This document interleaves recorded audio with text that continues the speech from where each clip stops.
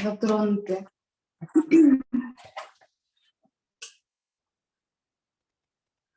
Всем привет! Сегодня у нас мастер-класс, и мы будем в разных стилях писать нашу картину.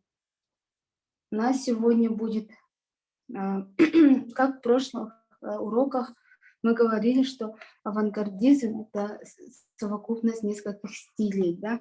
Не конкретно одного стиля, а это множество разных стилей, которые мы будем использовать. Вот. И сегодня у нас вот такая интересная картина. Здесь у нас Туя Рунако и Аваглар, да? Вот. И немножко расскажу про модернизм. Вообще, авангардизм, получается, раньше в СССР запрещенная тема была. То есть нельзя было именно использовать разные картины, которые такие современные, да, то есть не учили этого вообще. Даже сейчас сильно про это тоже не учат. Но получается, вот этот авангардизм, смешанный стиль, начинался развиваться в 19-20-х годах. И так получилось, что сейчас такие картины очень популярны. И в Европе, в других странах это очень развито, да? У нас тоже развито, вот. И сейчас мы видим такие картины. Вот раньше Пабло Пикассо писал такие картины в стиле кубизма, да? Представлены разные его картины. Также сейчас я покажу. Вот такая картина, да? Это Пабло Пикассо. Вот. Это у него авангардизм. То есть тот же кубизм. И девушка с мандолиной, наверное, все знаете. Также очень сложные картины есть вот такие. Там арфа, по-моему, нарисована, да? Вот. Можете еще посмотреть. Вот такие работы есть разных художников, да? Вот, женщина стоит. Такие работы. Это фобизм, кажется. Это, как мы знаем, это у нас кубизм. Ну, тот же авангардизм, модерн, да, это разветвление модернизма, да. То есть, получается, это Малевич, это квадрат Малевича, красный квадрат и черный. Вот такая девушка интересная тоже. Вот. Это такие Мунк еще, да. Сейчас я протеру линзу. Это очень мутно показывает. И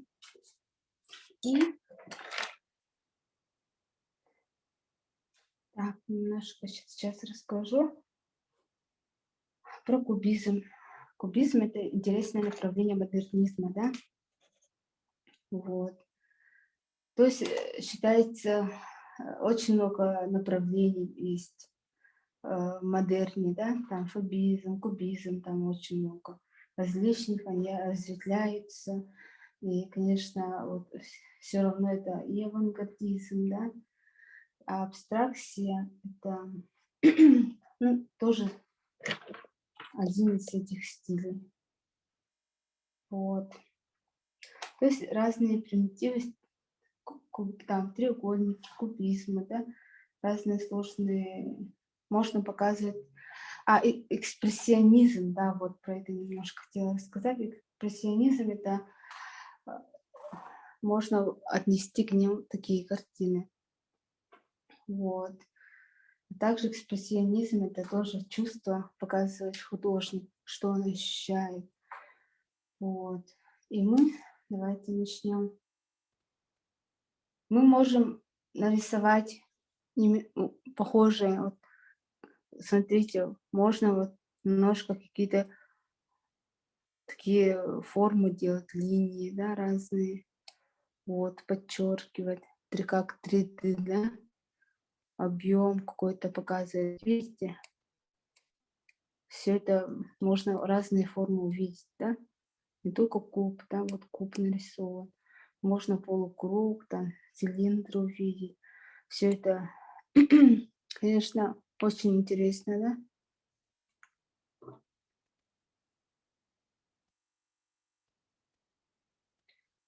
Наша девушка, можно тоже немножко как-то 3D сделать, да? Сперва нам нужно отметить. Мы сперва форму будем делать, да? То есть от большего к меньшему, да? Какие-то вот круг поставить сюда, да? Плечи вверх отправить. Вот так как-то. Все это вот так обрисовываем, да?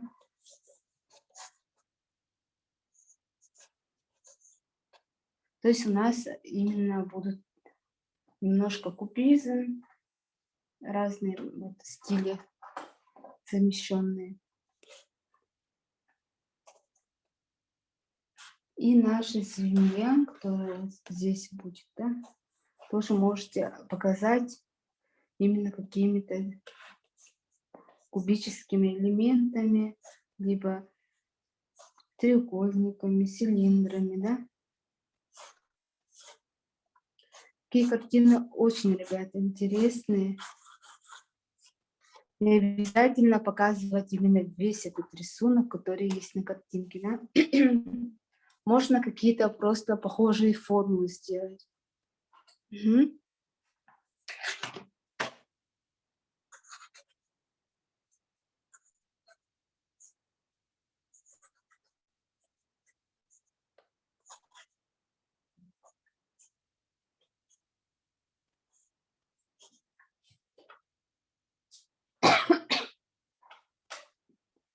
Очень интересные формы будут у нас.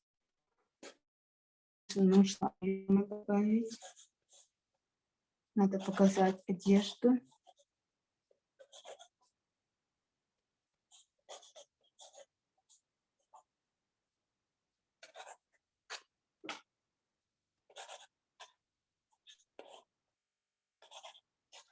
Можно, конечно, вообще по-разному рисовать. Вот Пабло Пикассо как рисовал, да? Голова может быть, даже просто он может профиль нарисовать. Взять профиль и может даже несколько профилей сделать. Один испуганный профиль, другая сторона, ну, не знаю, удивленная, не знаю. Можно разные добавить. Оттенки у нас могут быть очень яркими. Если мы экспрессионизм показываем, можем не такие яркие делать, да?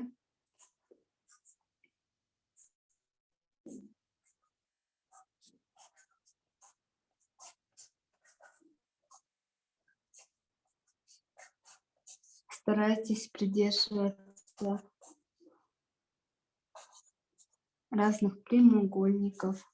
Руки не обязательно рисовать, лицо.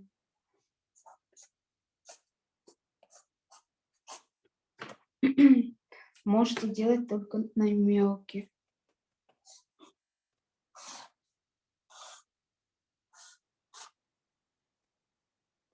Так. Здесь получается монстр держит ее косы. У нее у Ярмако очень мощные косы, очень длинные и очень толстые. И вот монстр держит ее волосы.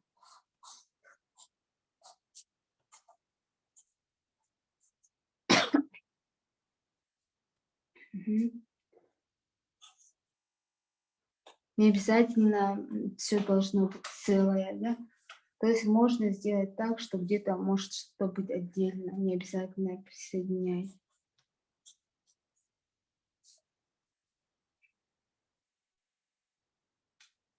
Так, здесь у нас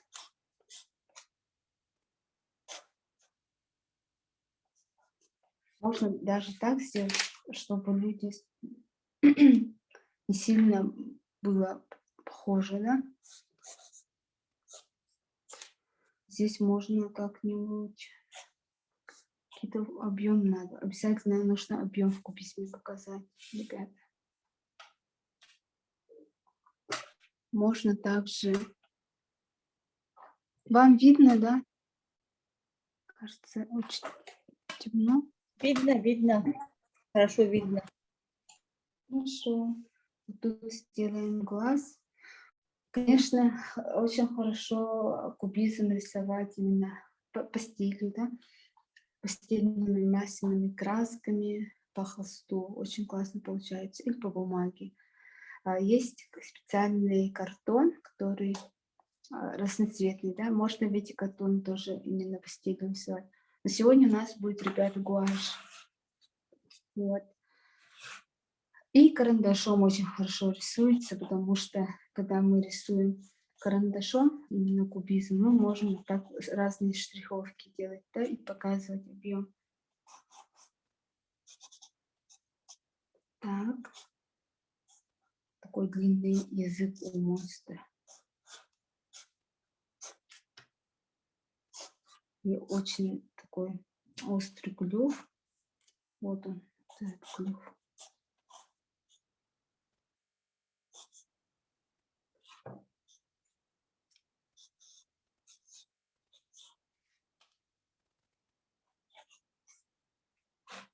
Здесь глаза.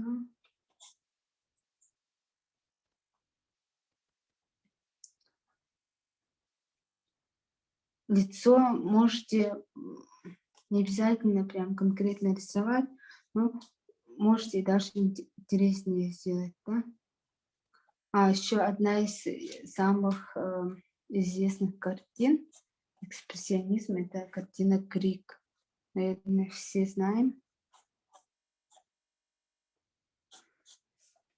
Раньше эта картина очень популярна, ну сейчас тоже очень популярна, но именно пик авангардизма — это, по-моему, 19-й, тоже 20 век.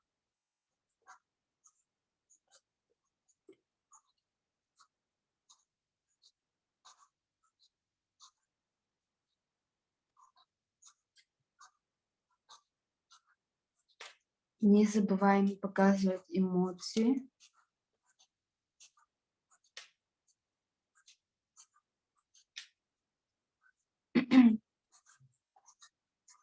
Можно придерживаться какого-то одного серого тона, да?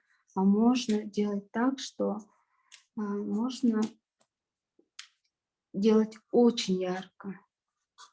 Но для этой картины мы не будем... Ну, можно, конечно, ярко нарисовать, но я постараюсь придерживаться цвета нашей картинки. Вот это цвет.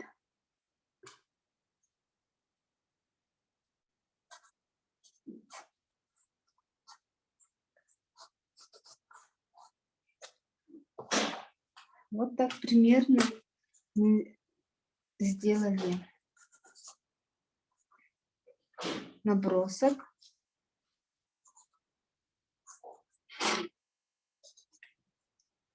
Так, покажем.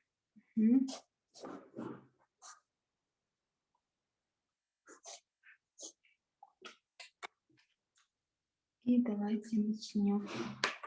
Кажется, голова чуть больше получилась, да? Ну, давайте, что вот эта сторона ближе, а вот там внизу дальше.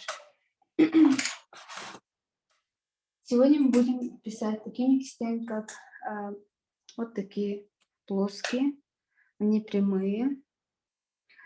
И будем всякие уточнения писать тоненькой кистью. Конечно, если, ребята, у вас есть вот такие кругленькие, плоские кисти, не совсем круглые, а немножко с округлением, такие тоже пойдут. Но если совсем круглые, вот такие кисти, да, такими тоже можно писать. Это у меня синтетика и гуашь. Здесь у меня очень много оттенков, у вас может быть больше или меньше. Здесь мы берем почти все цвета. Давайте начнем с самых светлых. потому что раньше мы начинали с самых темных. Давайте сразу начнем с кожи. Берем белила, добавляем туда желтый и красный цвет. Смешали, и мы получили такой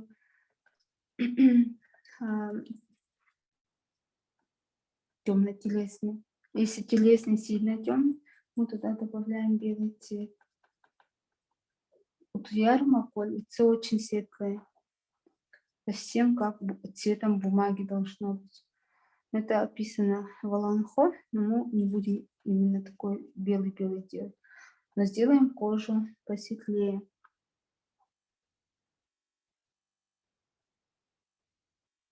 Конечно, в смешанном стиле можно цвет кожи рисовать любым цветом. Можно даже и зеленым, и желтым, да, и синим. Ну, можно придерживаться картинки, как мы говорили. Или мы можем совсем сделать бледным туда. Но добавить туда немножко объем. То есть это означает, мы должны где-то немножко тени сделать, да? Я просто закрашу одним цветом.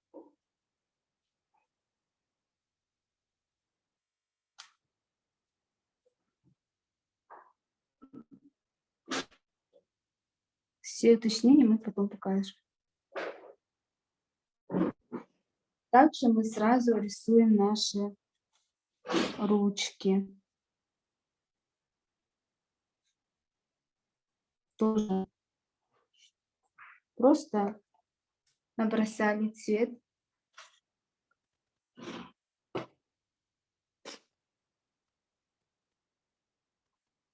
Также в этот цвет мы немножко желтый добавим. Это будет краска основная для шубки. Именно этот цвет будет находиться вот окантовка из шерсти. Мы сюда добавим такой желтый бежевый.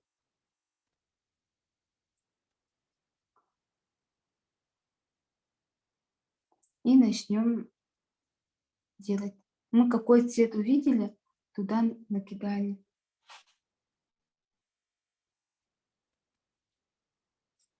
Потом будем другие оттенки добавлять.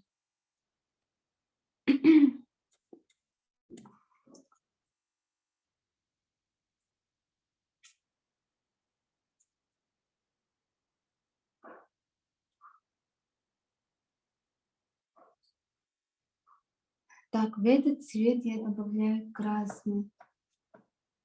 И получаю красный с желтым смешав, получаю оранжевый. Можно рядышком еще добавить коричневый. Давайте постепенно сделаем цвета. Я смешала красный с желтым.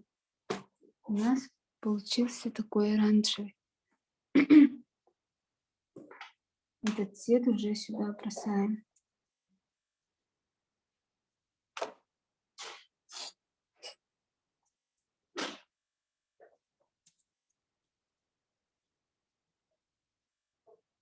Где-то еще можно сюда бросить.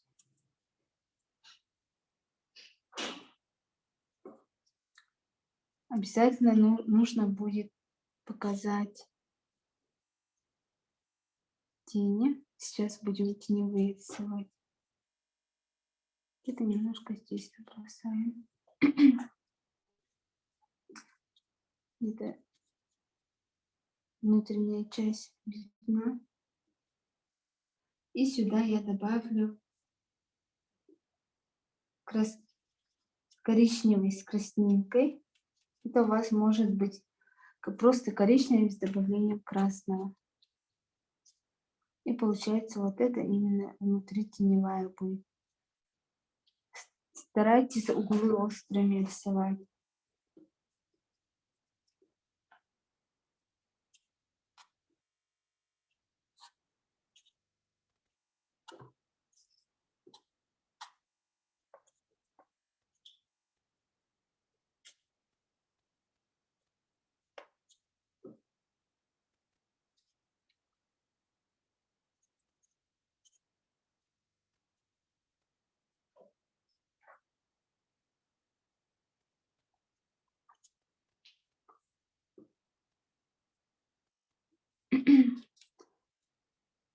Постепенно мы будем форму добавлять. Можно, конечно, это сразу показывать.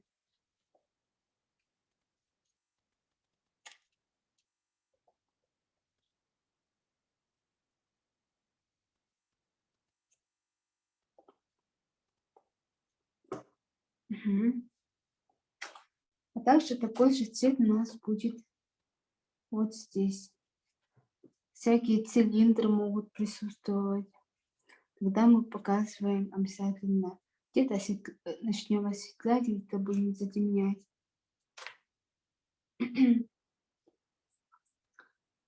Так, давайте чуть-чуть так сделаем. Мгм. У монстра глаза желтые, да? Так, цвет, который мы взяли, такой, мы в красно-коричневый я добавила желтого и получила такой цвет, как сено натуральное. То есть это у нас осветленный коричневый цвет. И здесь я начинаю где-то фон прорисовывать. Стараемся не полностью закрашивать цвет этот. Мы здесь будем добавлять разные оттенки. Также можно немножко в хвост добавить, да? Где у нас свет идет.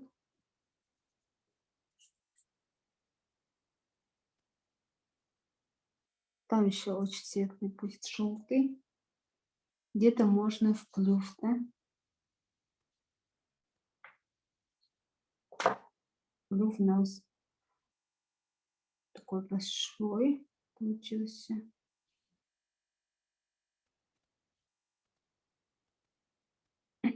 Здесь совсем тоненько будет цвет идти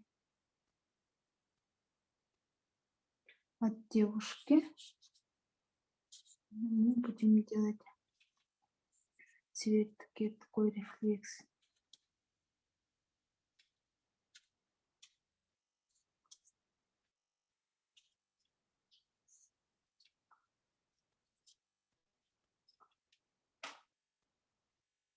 Где-то здесь еще такой цвет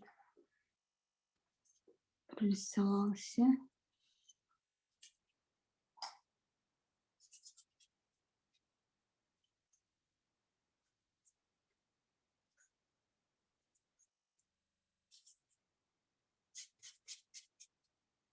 Мгм.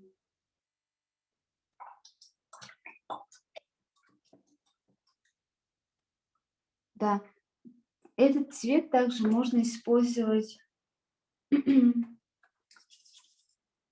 немножко. Я добавила еще желтого, где-то немножко добавлю красного.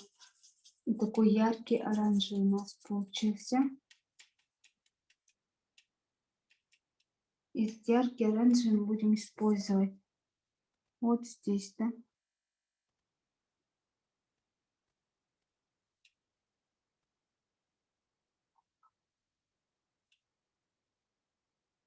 Где-то еще в одежде, может, одежду добавить.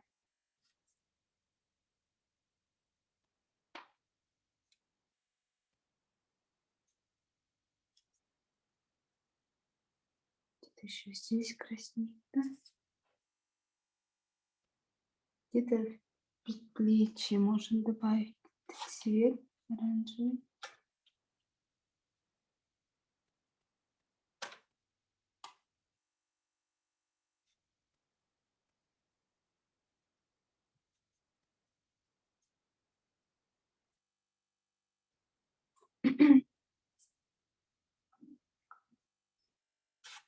Где-то здесь можно слегка добавить.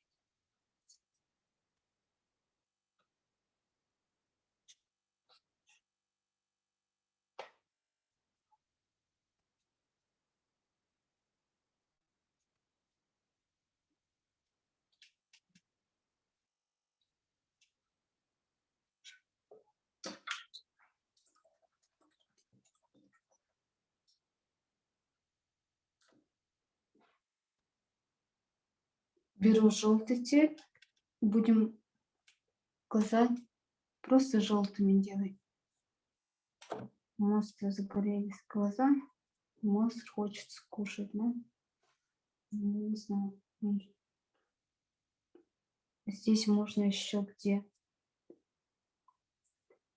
клыки добавить. Не клыки, а эти когти, да?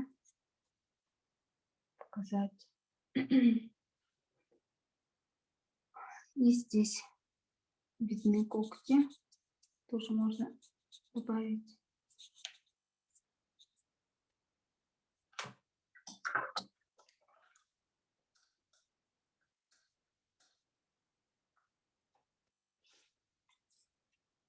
Добавим черные волосы.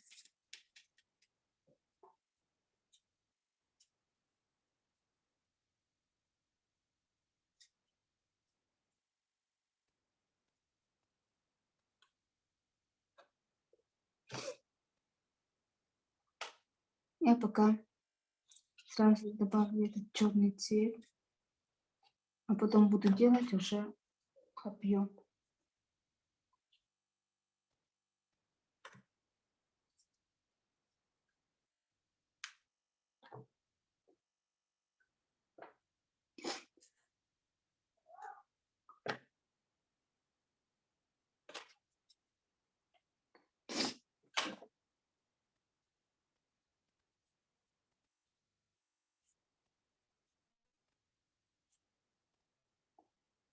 Волосы очень красивые, густые. Тоже острые формы делаем. Нужно будет показать, что это объемный куб.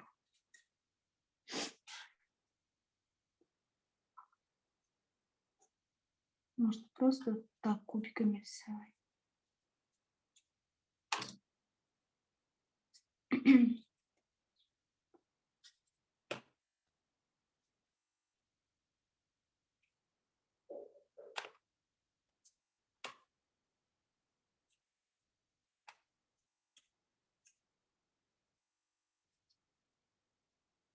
На самом деле этот стиль очень интересный.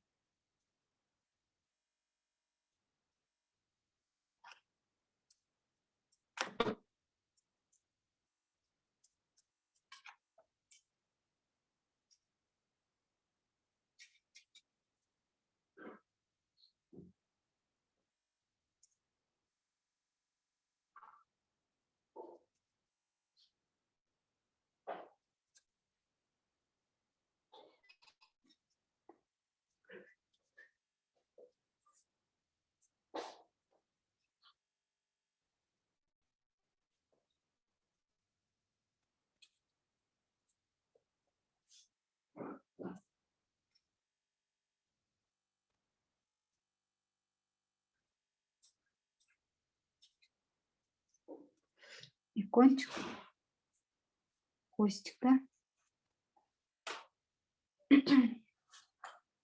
Это мы делаем основу. Давайте сделаем зеленый цвет.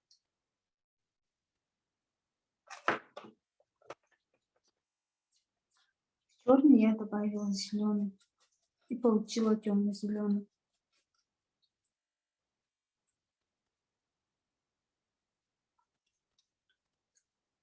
Здесь можно подумать, да? Можем ли мы сделать цилиндр?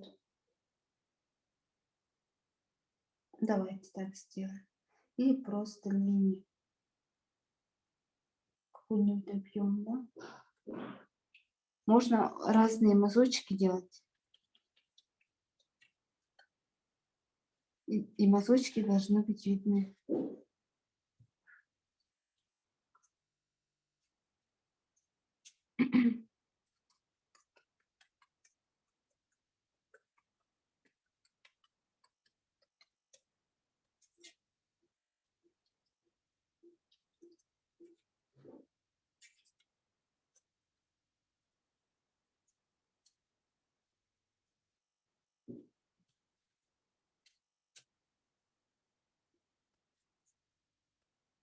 Так.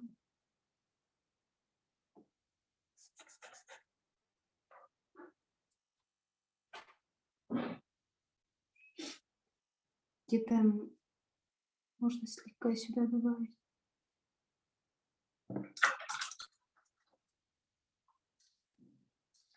Беру малахитовый зеленый, такой цветом зеленки, и в этот цвет я добавляю белый. И язык у монстра будет такой малахитовый цвет.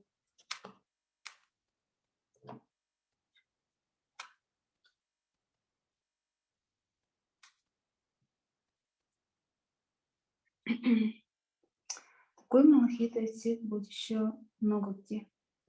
Сюда я добавляю белый. И очень светлый малахитовый получаю. Можно в этот цвет немножко синего добавить.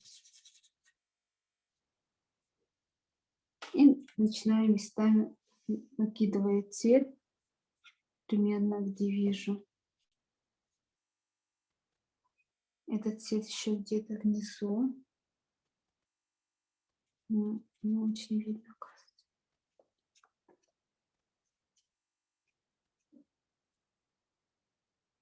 Где-то внизу. И где-то еще можно облака добавить. И в этот цвет я добавляю фиолетовый. И получаю светлый фиолетовый. И где-то надо этот цвет положить. Тоже сейчас мы прорабатываем наш фон. Где-то я немножко темнее фиолетовый делаю. То есть это уже переходящий цвет. То есть получается этот цвет переход. Светлый фиолетовый. Сразу вместе посветлее делаю и немножко темнее.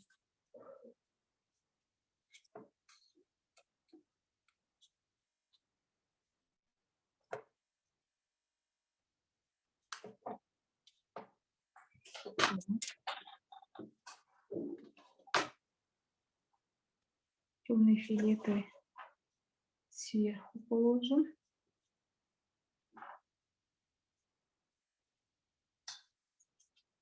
Фон, конечно, у нас будет темный. Где-то тут форма типа похожая на облако. Но, скорее всего, это не облако. Это, скорее всего, туман, дым. Возможно.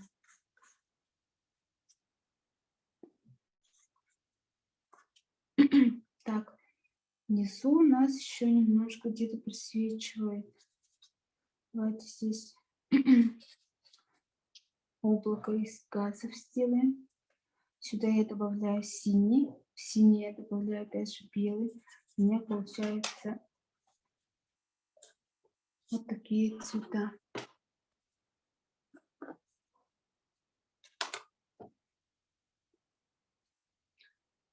И это синеву где-то здесь добавим.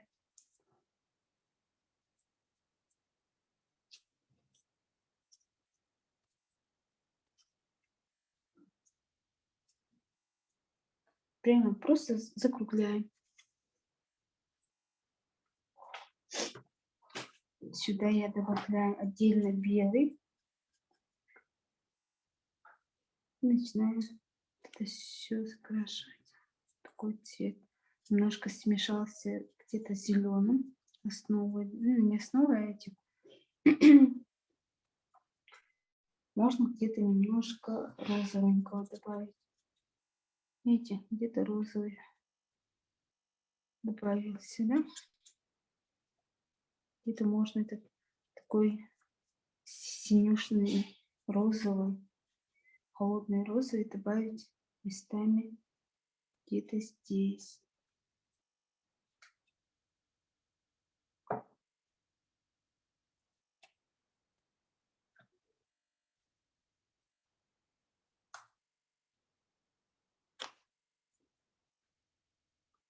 Где-то здесь добавим. Смотрите, какая интересная композиция получается, да, картина. Никогда не бойтесь использовать разные стили. живописи. То есть в живописи разные стили используем. Можем даже придумать слой какой-нибудь, не повторяющийся. Если мы хотим очень темный фиолетовый сделать, можем в этот зеленый добавить фиолетовый. И получим почти что такой темно-черный, ну не черный цвет, а темный фиолетовый. Имеет место быть, потому что темные цвета добавляют объем нашей картине.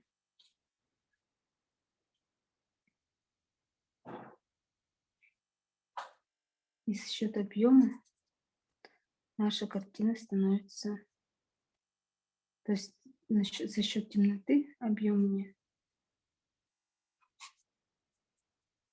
И наш персонаж и монстр выходят на первый план.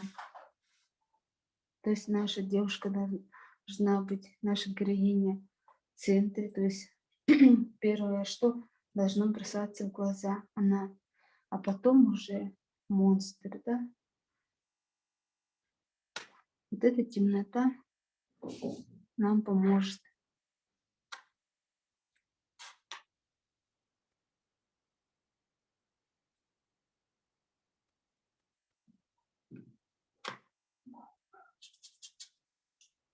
Потом смело темное фиолетовый используем.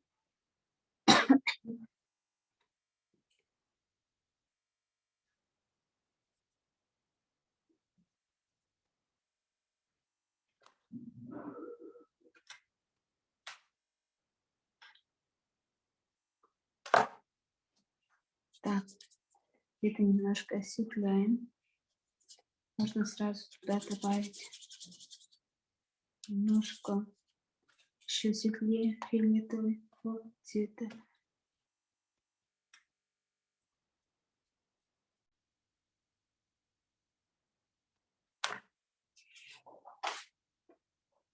Угу.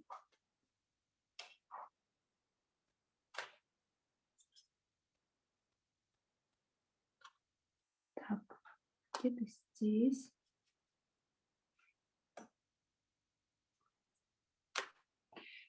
Фон, конечно, не делайте сильно. Можно какие-то формы делать. Линии, да? Где-то куб просвечивается, да? Так, здесь внизу у нас тоже разные оттенки есть. И наш хвост где-то затерялся, да? Надо дорисовать. Ага. Этот фиолетовый цвет еще будет, оказывается, очень много где встречается цвет. Но в этот фиолетовый я добавила немножко бордового и получила такой темно-красный цвет. Хочется все равно где-то еще добавить. Так. И с этой стороны у нас, оказывается, еще очень много других оттенков есть. Можно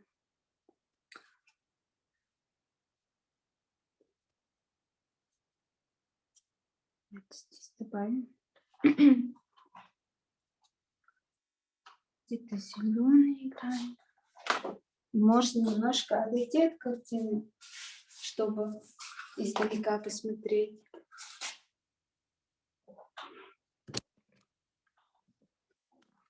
Очень интересно получается. Когда мы далеко отходим, мы целостную картину видим.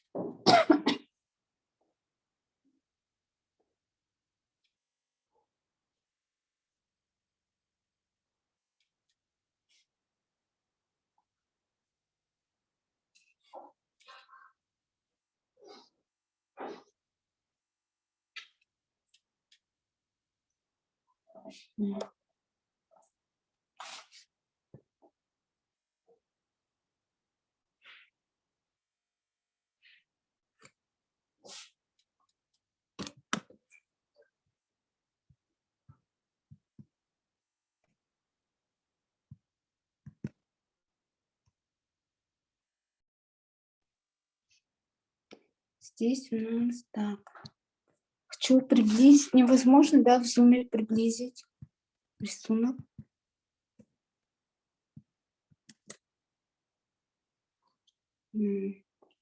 Кажется, не получится приблизить. Давайте. Мгм. Сейчас мы фон все это доработаем и начнем уже объем делать. У нас картинка плоская только. Сейчас скоро будем объем делать.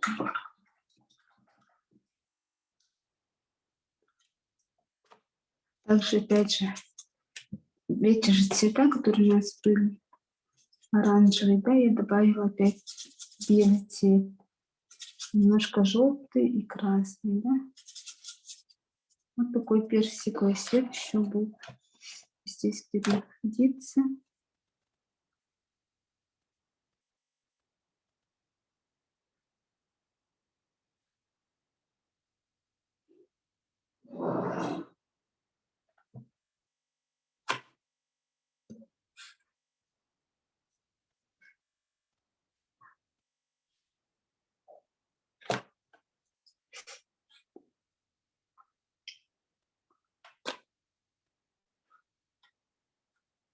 Немножко добавим туда красный и получим такой розовый цвет.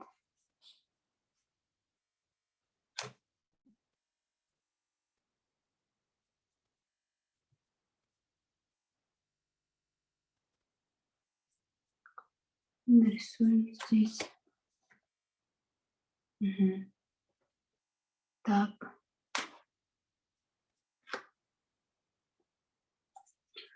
Этот розовый мы добавим сюда. Где-то немножко, чтобы какой-то цилиндр показать, да, объемный. Где наши рукава. Затем вот этот розовый можно сюда добавить. И можно зеленым цветом проработать, потому что зеленый цвет у нас затерялся.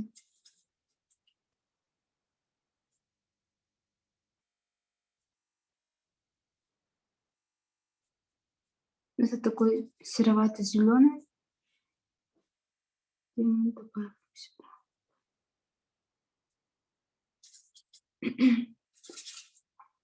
Тот же серовато-зеленый мы будем использовать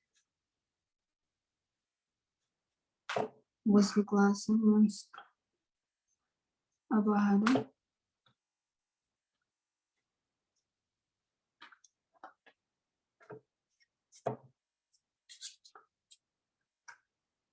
Немножко покажите, что это цилиндр. Где-то делаем рефлексы.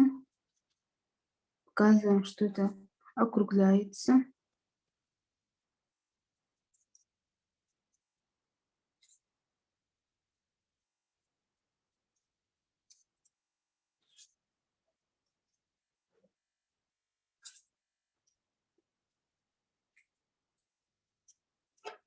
За счет цвета, полутона, теней у нас объем получается.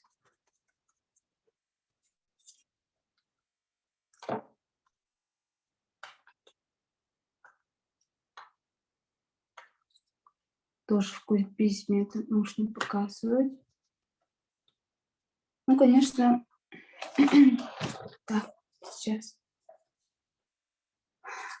Рефлексы, в принципе, можно показывать, можно и не показывать.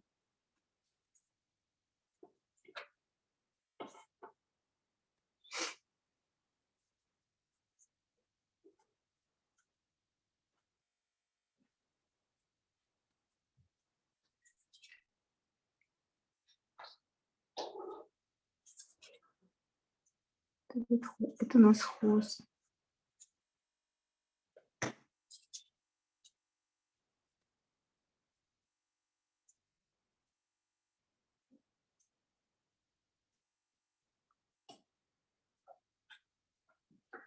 И зеленый цвет у нас еще присутствует где-то здесь.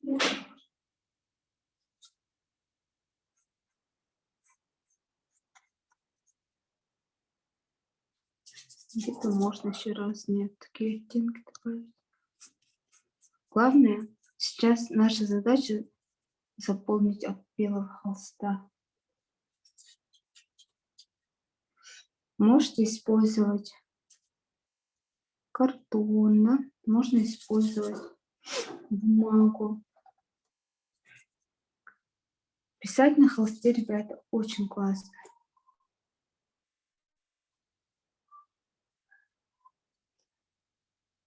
Так. Даже когда пишем акварелью, лучше выбирать холст для акварели. Очень хорошо форму не теряет.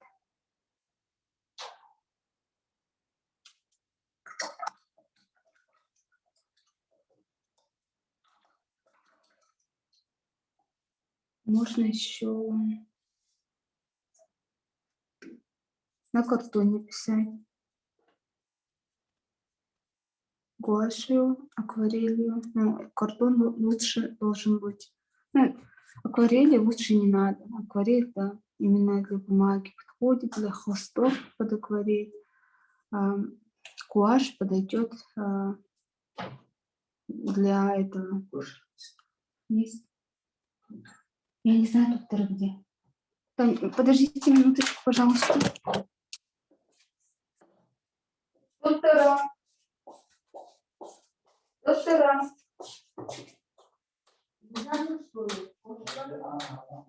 Доктора. Я доктора. Доктора.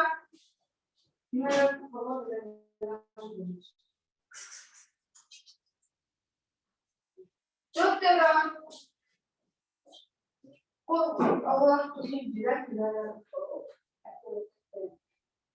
Его самому трудно. На августом.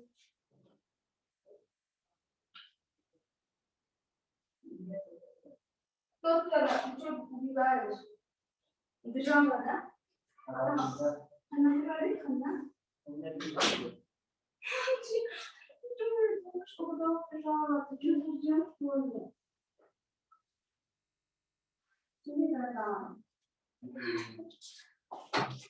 Дверь закрывай, пожалуйста. Суляна, да. Ну, ладно, конечно. Сначала она там есть этот салфетка антибактериальная.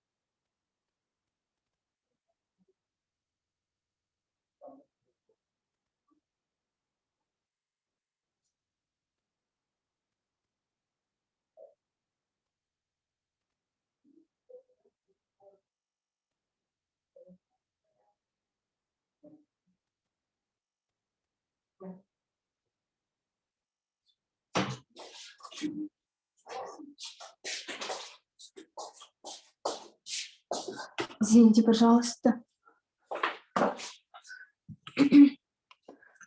Так, продолжим.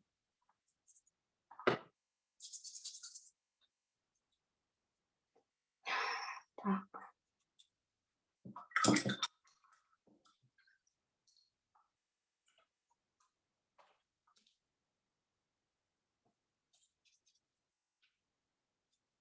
Где-то я немножко посветлее сделаю. То есть беру белый цвет.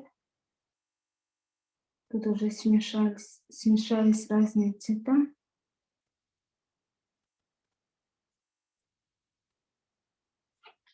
Так, добавим И этот же цвет можно где-то добавить сюда.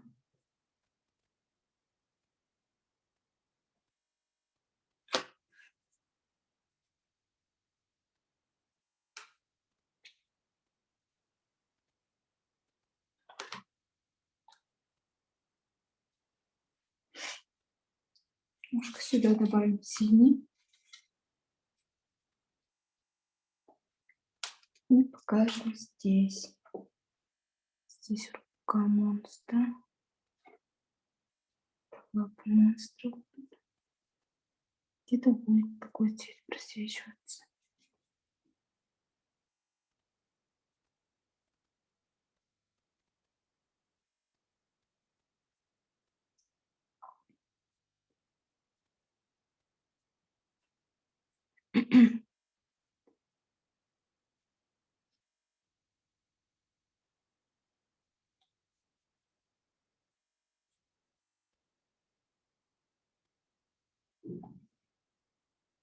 Можно сюда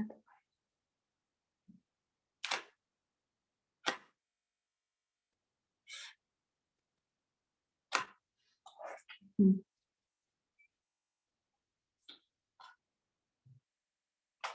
Тут юбочка видна будет.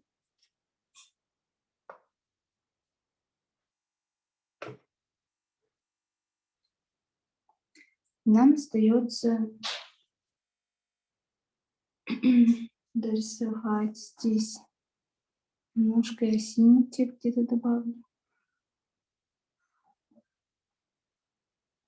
Только слегка добавлю. Нам остается монстр дорисовать. И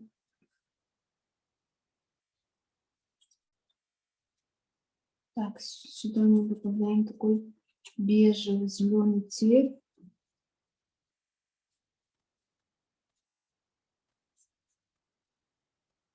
Это у нас даже не подмалевок, ребята.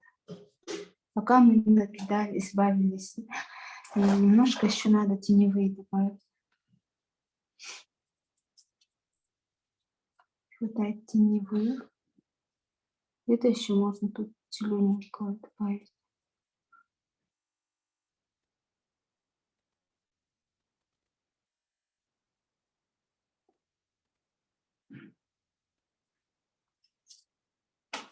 И сюда добавим зеленого цвета.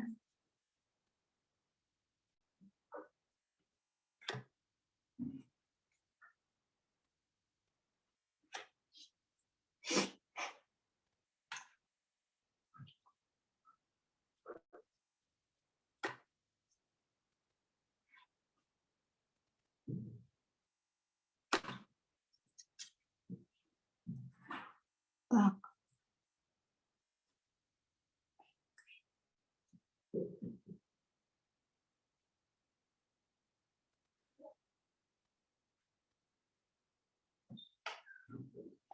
Здесь где-то, опять же, возвращаясь к фиолетовому цвету, немножко к фиолетовому я добавила бордовый. Можно вот тут острые показать.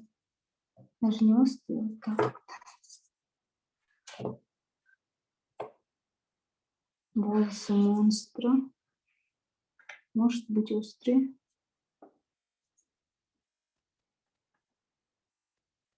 И неаккуратные. Это здесь немножко сделаем из того же цвета тени.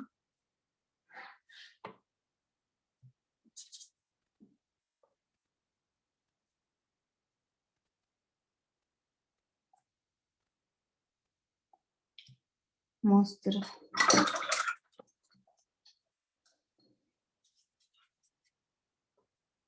Так, немножко красный добавим.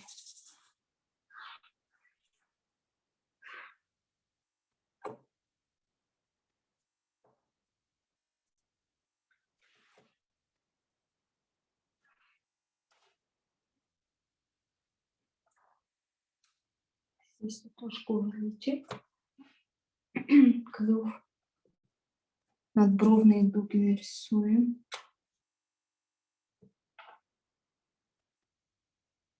Так, приблизно. И тем же цветом мы добавляем белый и начинаем здесь.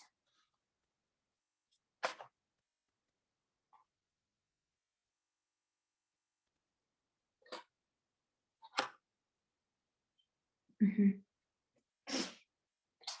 Нам остается сделать еще более картину объемной.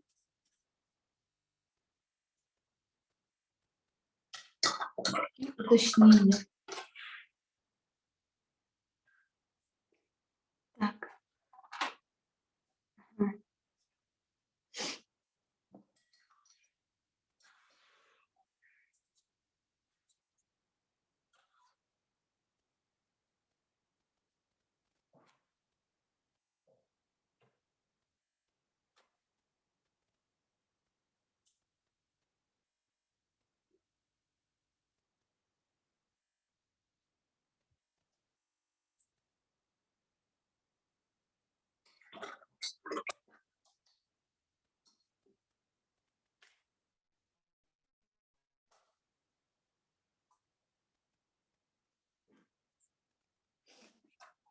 Угу. Если есть вопросы, ребята, задавайте.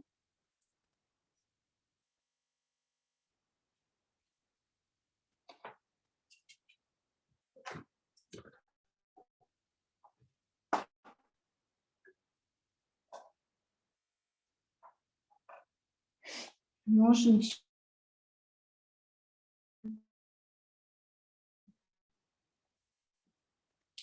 Опять же, такой огненный оранжевый цвет. Опять же, добавляем желтый в красный. Если хочется немножко белесости, то добавлять белый.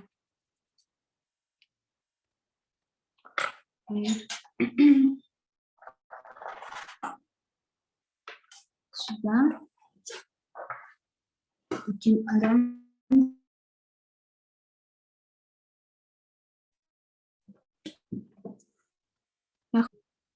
Где наш хвост идет.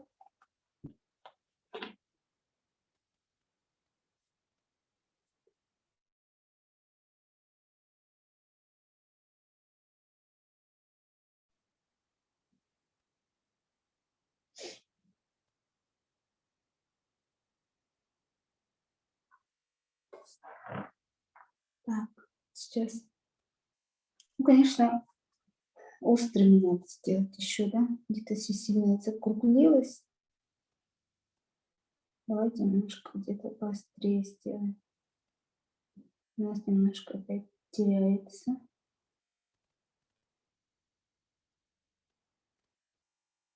Сейчас. Но если посмотреть Пабло Пикассо, конечно, здесь можно, по идее... Ой, экран пропал, да, ребята? Да, пропадал несколько секунд.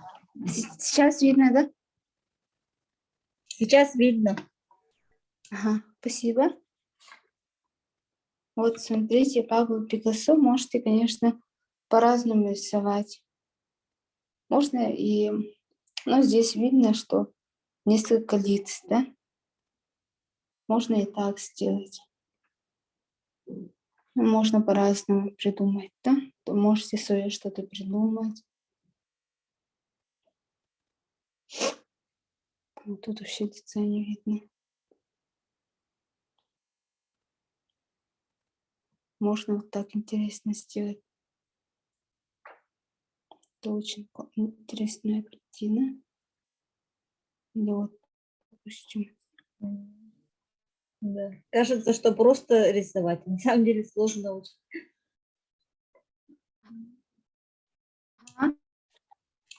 Я говорю, смотришь и кажется, что просто. А на самом деле... Пожалуйста, вопрос. Я говорю, просто Да, очень сложно. согласна. Немножко пропадаете. Вот последние слова повторите, пожалуйста. Да нет, ничего особенного. Я просто говорю, что сложно рисовать. Когда смотришь, кажется, что просто, а так тут начинаешь и сложно. Вы сейчас гуашью рисуете?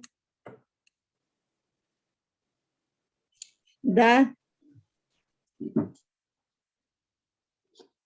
Молодцы. Ну, гуашь считается вообще легче, да? Но если именно по какому-то стилю рисовать, да. Но вначале, как обычно, здесь я выбрала более такой легкий вариант. Конечно, картинка очень сложная, ребята. Вот наша картина, которую мы выбрали, считается здесь, если посмотреть, и человек есть, и монстр есть, да, и фон облака есть. Вот. Здесь очень много деталей, да, все так детализировано. Да, это очень сложная картина, но кажется, вот рисуем и очень легко, да. Ну, конечно, вот именно такой вариант, когда мы начинаем вначале класть краски, но здесь, по идее, я сразу немножко где-то теневые определяла, но если вам сложно с теневыми пока работать, можете просто положить те краски, которые видите. Но бывает, что и краски теневые тоже автоматом ложатся, вот как здесь. Но здесь я световые пока еще не ложила, поэтому все, если мы по плану идем, то у нас все получится, ребята. Да, конечно, я понимаю, вначале всегда сложно, но мы сложностей не боимся, да. Нам самое главное сейчас показать такие острые, не даже не острые, а кубизм, объем нужно. Тоже задача такая, один из сложных у нас идет, да. Из плоской картины мы должны сделать объем, да. Как мы это будем сейчас показывать? Самое главное, даже дело не в том, что именно прямо как на фотографии рисовать, да, а именно здесь получается нету кубизма, да. То есть в этой картине мы должны именно формы показать, да. Но формы не такие округленные, как у человека, да, а здесь у нас уже будет такой смешанный стиль и модерн, то есть современный, да, как говорится. Ну, вроде бы и сюжет у нас Олонхо, да, но можно любой стиль использовать. То есть все равно мы Олонхо не теряем, мы можем использовать именно такой современный стиль, очень интересный. Вот сейчас придумаем. Мне хочется немножко отойти, вот именно сделать современное, да, лицо. Давайте попробуем, как у Пабло Пикассо, или вот что-то свое придумать. Не обязательно можно несколько лиц рисовать, да, как коллаж, вот, допустим, тут. Можно немножко, где-то рука совсем тонко, где-то вот треугольник нарисовать, да. Не обязательно это должен быть куб, это у нас все-таки авангардизм, и можно еще экспрессионизм очень хорошо показать, чувства, да, эмоции персонажей, да, то, что вы чувствуете в этой картине. Вот. Вот такая у нас основная задача. Конечно, можно было сразу делать полутона, тени, да, вот эти рефлексы. Ну, мы попробовали немножко рефлексы добавить, да. И самое главное, издалека в вашей картине главная героиня должна видна быть самая светлая, да. Но сейчас, так как у нас будет кубизм, кубизм, да, вот это, может, немножко она затеряется, потому что у нас все-таки еще будет играть роль линии, которую мы сейчас будем делать, и покажем объем. Возможно, немножко затеряется, но все-таки надо постараться, чтобы она осталась яркой, да. Может быть, все остальное немножко еще больше будем объем всякие делать, дальние, да. Тогда у нас немножко более темным будет фон. Вот. И бывает, что всякие уточнения, которые сейчас мы после всего этого будем делать. У нас все-таки нужно время, чтобы картина сохла, да? На черном, допустим, если мы будем светлые тона даже, конечно, она смешиваться будет. Но в любом случае гуашь у нас будет смешиваться. Вот. Извините, пожалуйста.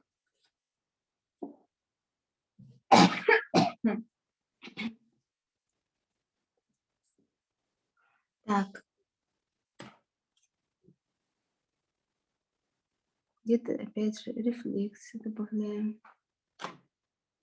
Угу. Я взяла этот же оранжевый, который у меня был.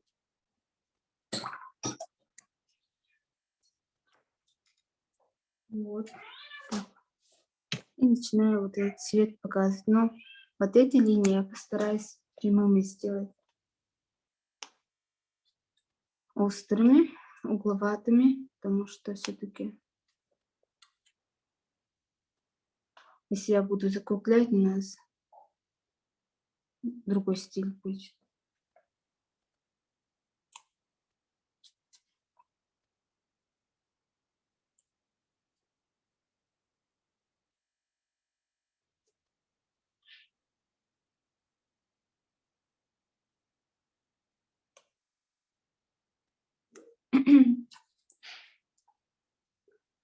Ребята, не обязательно должен быть кубизм. Можно другой стиль выбрать. Можно, вот это все равно, если авангардизм, у нас не только кубизм будет. Но я сейчас именно постараюсь этот кубизм показать. Можно и то использовать.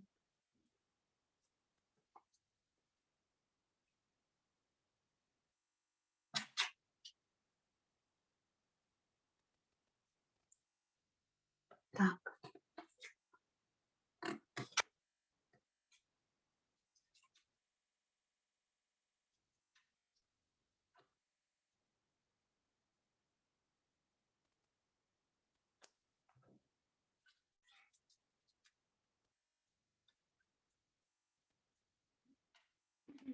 Красный, оранжевый я смешала с белым и получила такой почти бело-телесный цвет, похожий на нашу кожу.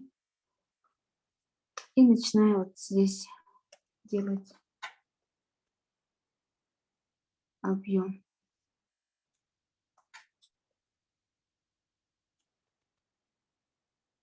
Старайтесь сильно не закруглять. Ну, конечно, можете использовать цилиндры, треугольники, да?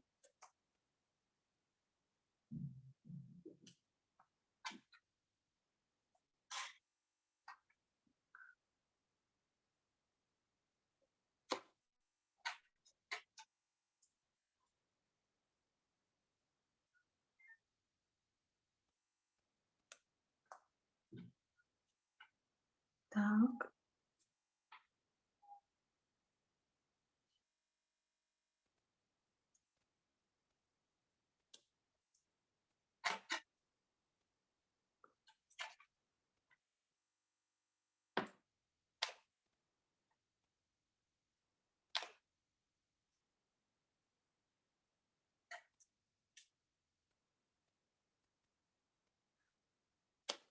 Можно именно волосы сделать треугольниками, либо кубами разными, да?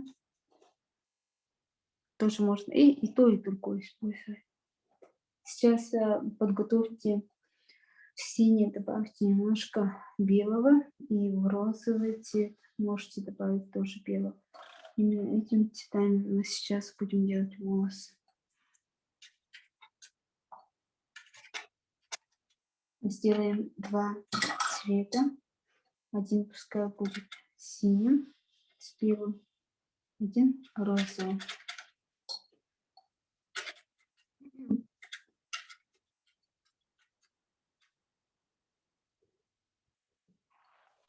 Так.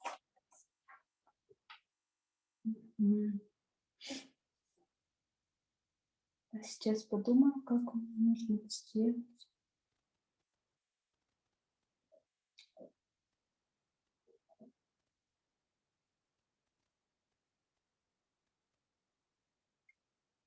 А еще мы будем делать обводку обязательно. Конечно, можно, конечно, разные линии делать. Так, сейчас. Все-таки мы не будем прям. Где-то сделаем куб, где-то сделаем вот такие линии, да?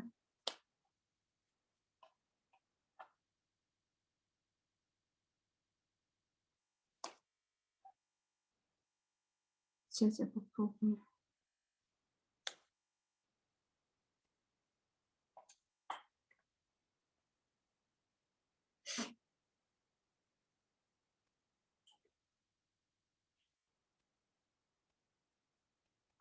Кажется.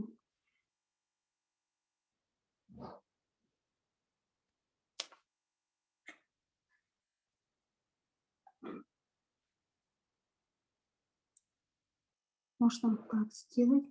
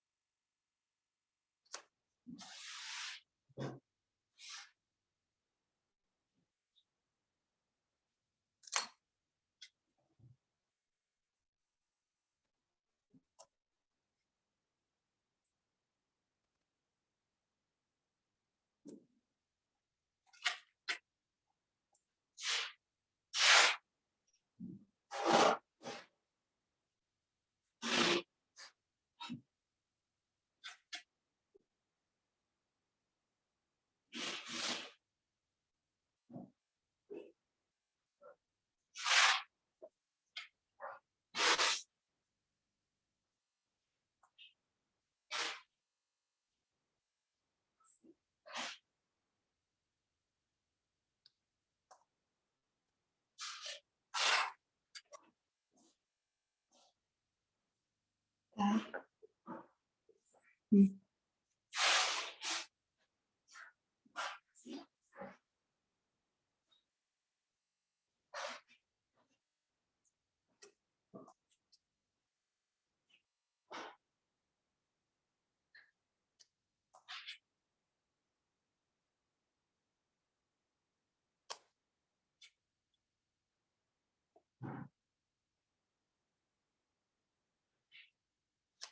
Можно треугольник здесь сделать. Такую стрелку.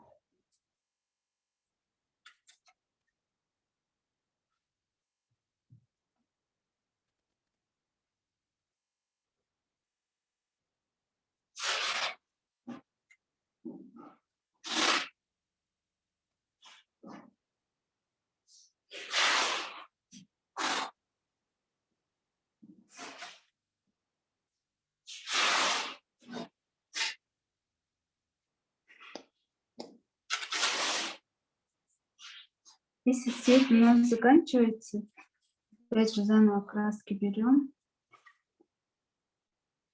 Если у вас краска высохла, можете эту краску, в принципе, взять и заново положить. Здесь можно, по идее, какую-то интересную форму придумать.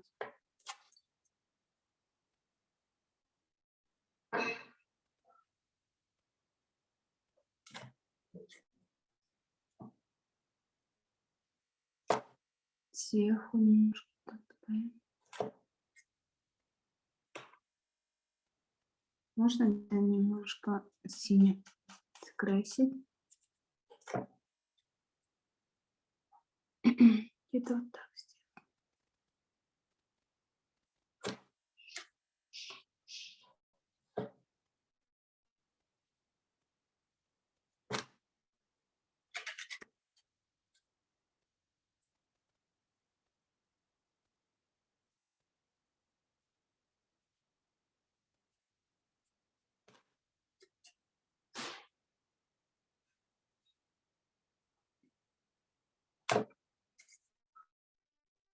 немножко розовый цвет добавлять.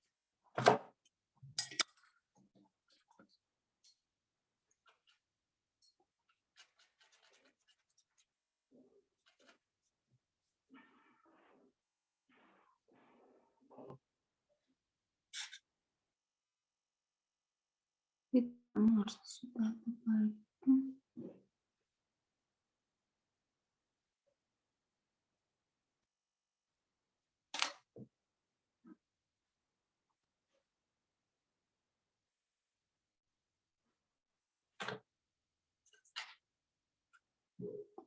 И сюда можно розовый кипятить.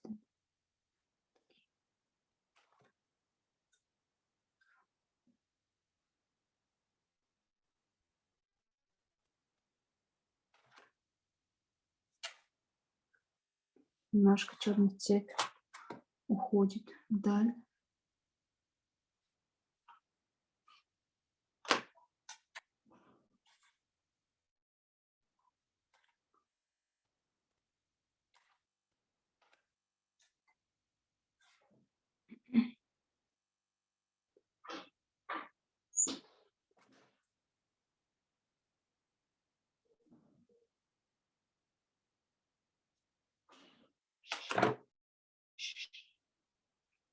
Так, сюда.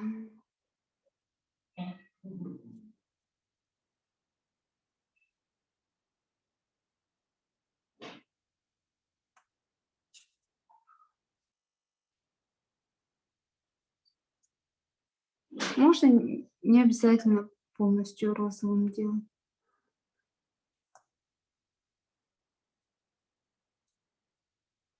Чуть-чуть добавили.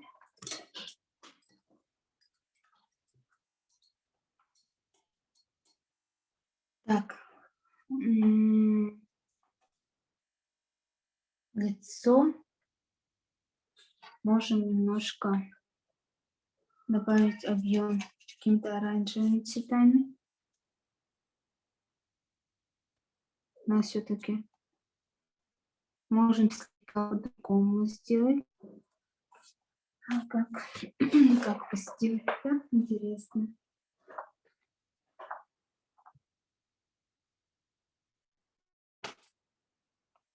Сейчас надо подумать.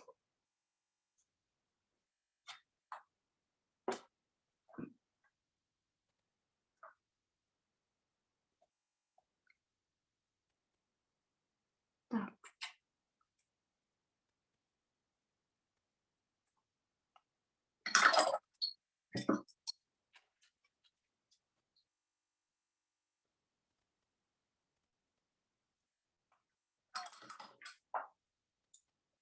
Так, сейчас подождите минуточку, пожалуйста. У меня в телефоне почему-то греется сильно, да?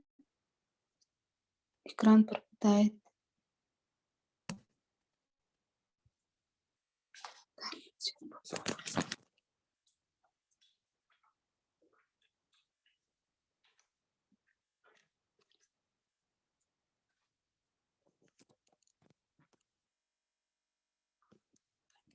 Телефон не зажигается.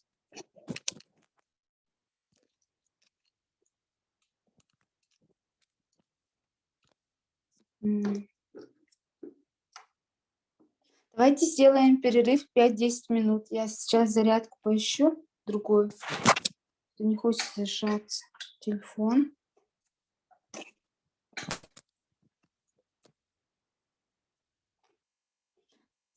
Так. Пока телефон я отключу, ребята. Через 5-10 минут зайду обратно в Zoom. Хорошо? У меня зарядник садится телефон. Хорошо, Али. Хорошо, до связи. Через 10 минут буду. Да. Угу. Хорошо, спасибо большое.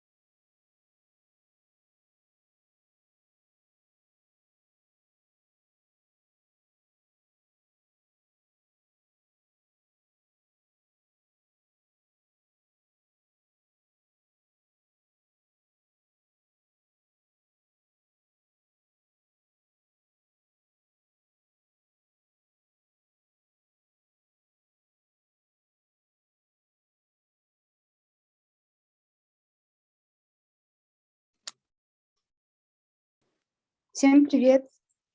Меня слышно?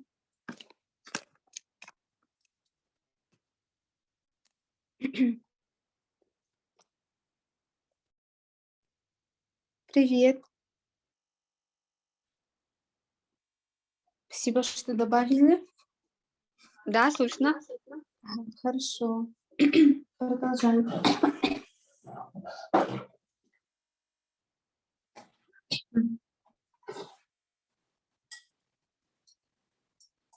Так, мы лицо делаем. Я взяла такой коричневый цвет. Коричневый цвет я добавляю немножко черного. И получаю темный цвет, темный коричневый. Этим цветом я делаю подработки. Можно вообще, чтобы делать такие формы кубические, можем немножко здесь показать куб, да, на лице. Совсем тоненькими линиями я делаю это.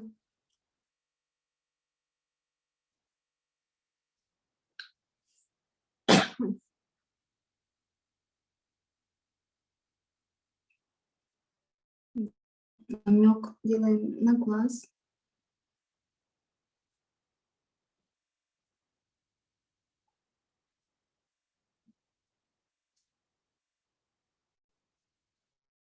Мы сейчас все будем именно как-то в этом стиле делать.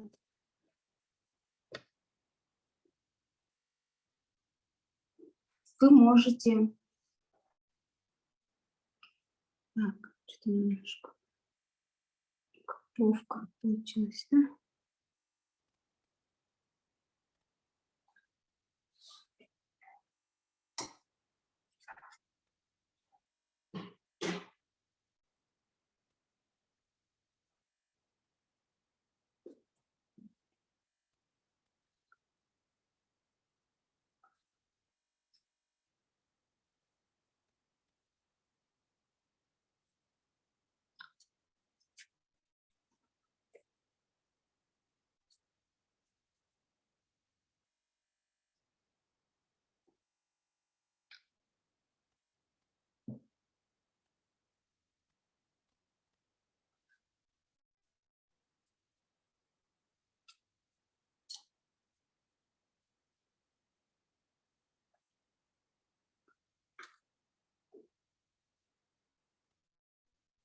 Так.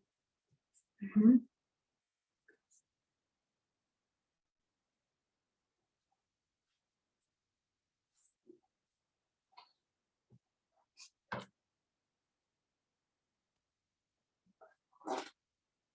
Где-то можно прямо тут далее разные прямые линии делать.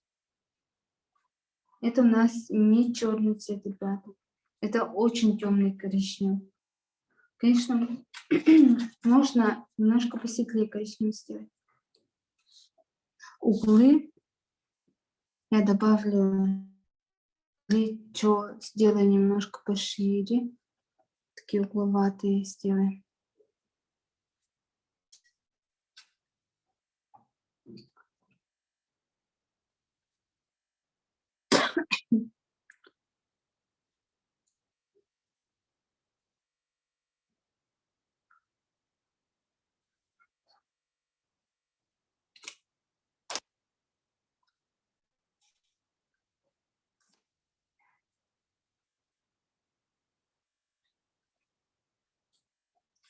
Не обязательно лицо какими-то кубическими формами делать.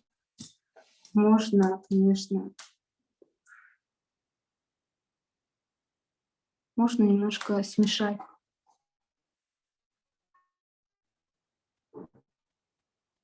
Я где-то немножко тут затемняю.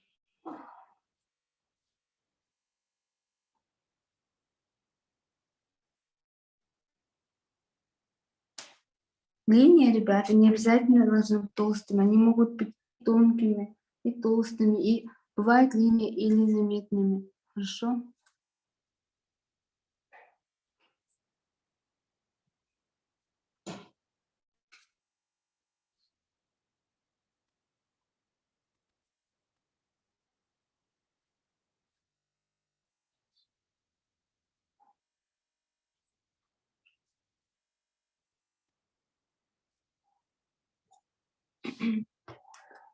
Ручки можно рисовать тоже какими-то такими острыми формами.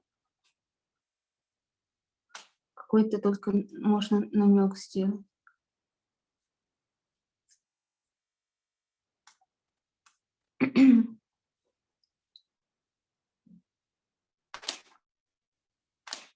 У меня кисточка сильно толстая.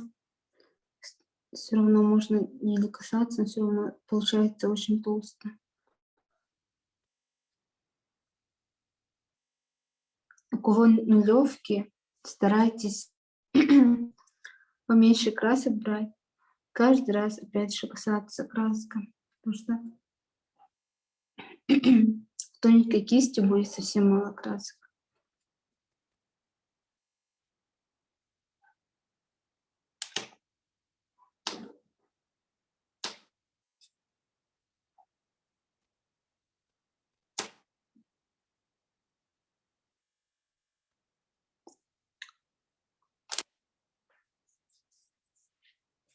У кого есть пастель, можете, если масляная пастель, можно поверх тоже масляной пастелью делать тени.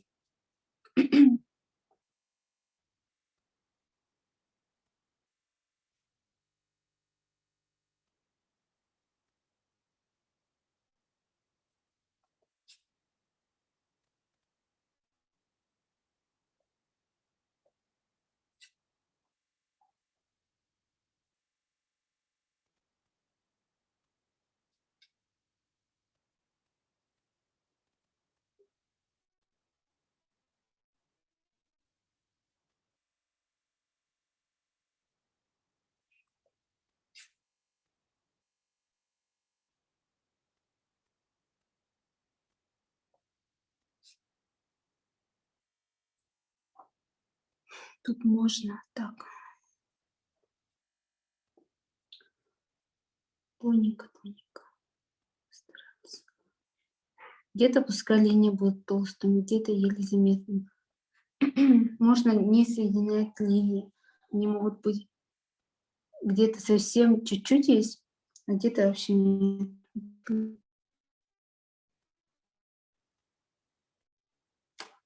Округлые формы тоже можете показывать.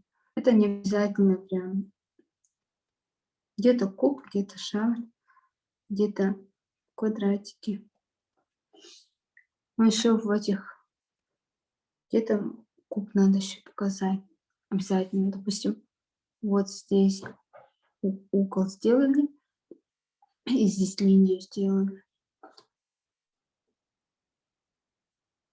И в этой линии мы где-то покажем тени, да? То есть сделаем намек, что это у нас куб. Видите, он уже становится объемным. Также можно где-то здесь немножко какие-то теневые набросать. Здесь я еле касаюсь.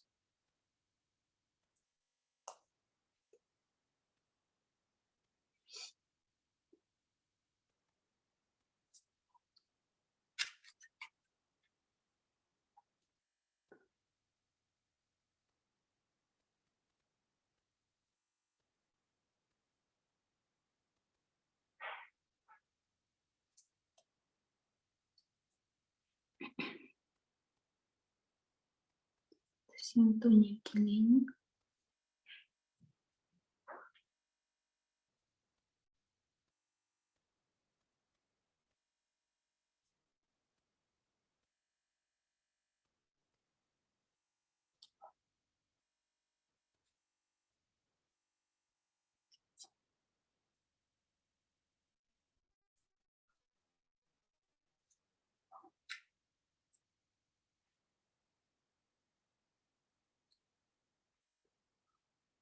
Где-то опять же можем тени показать. Немножко у меня, конечно, там можно было карандашом делать, ручкой. У меня кисточкой пусть.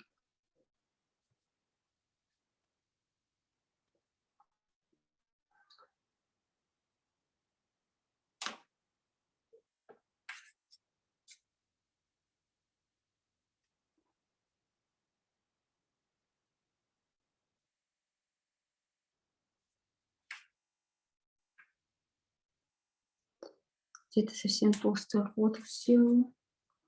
И можно где-то просто нарисовать куб и просто линии провести.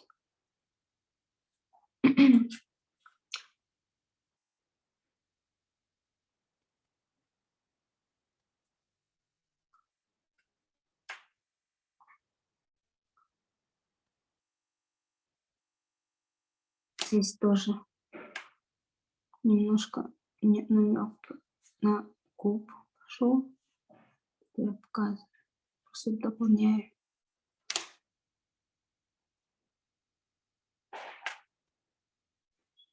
Или на какой-нибудь намек.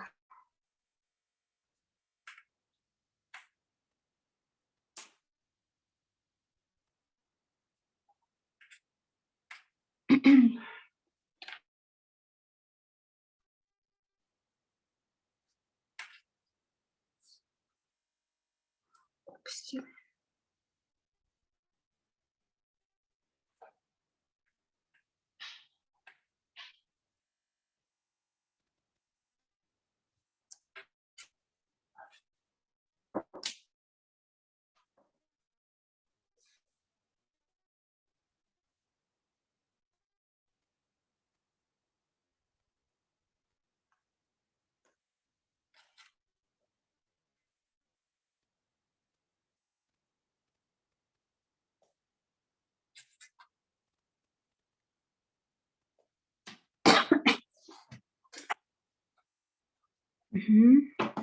Здесь не касающиеся линии тоненькие совсем.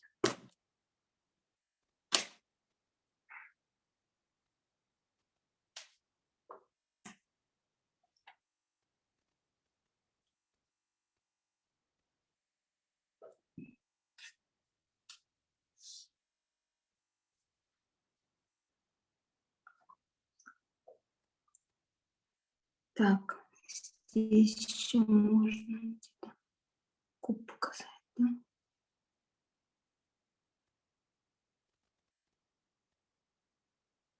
Какие-то линии.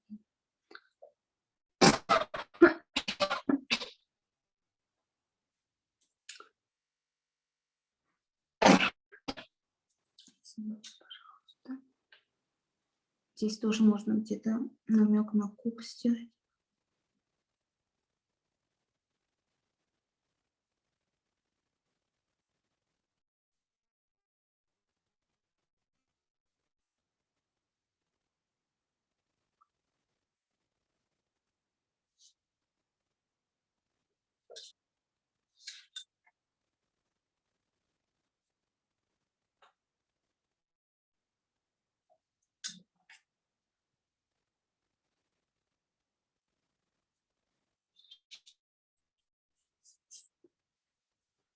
Это еще можно здесь намеки сделать, касаешься.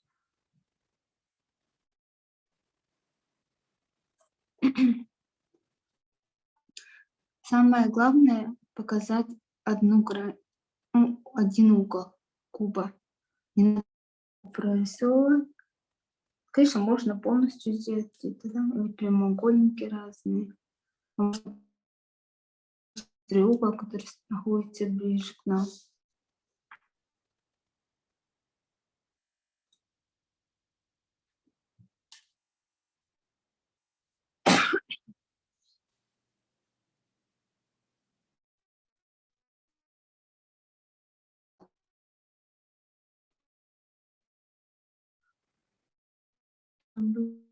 Форму, да?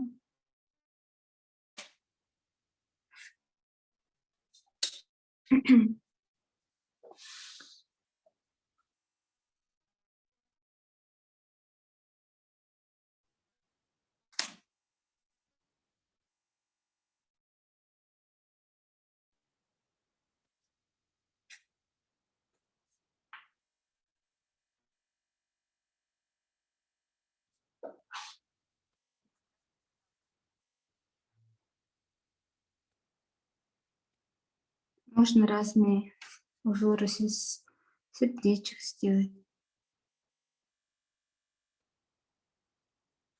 Вроде запись есть, показываю. А, показывает, да? Хорошо.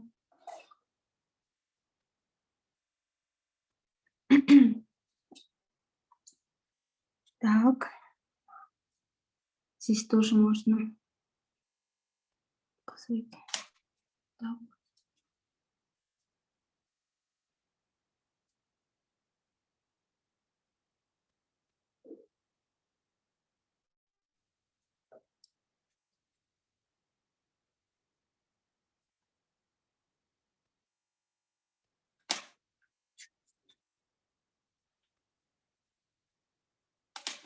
Так. Еще что мы можем сюда добавить, да?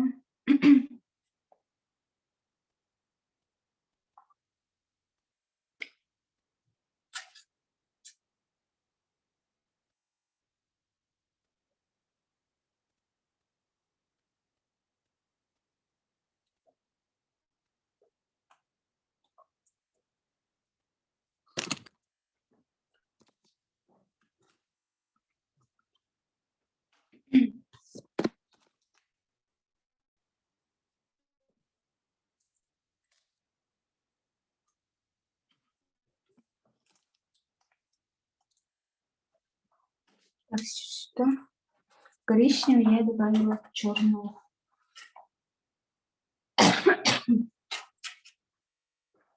Также можно обводки делать и оранжевым, и желтым цветом. Любым цветом можно обводку делать. Но обводка у нас может где-то быть немножко по форме, и можно именно как форма шара. Можно разные линии делать, полукруги, можно делать куб, прямоугольники, треугольники, сложные формы.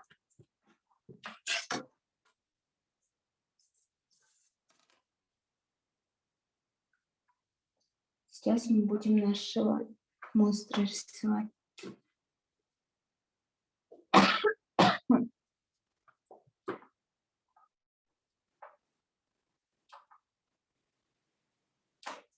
Старайтесь разными линиями делать.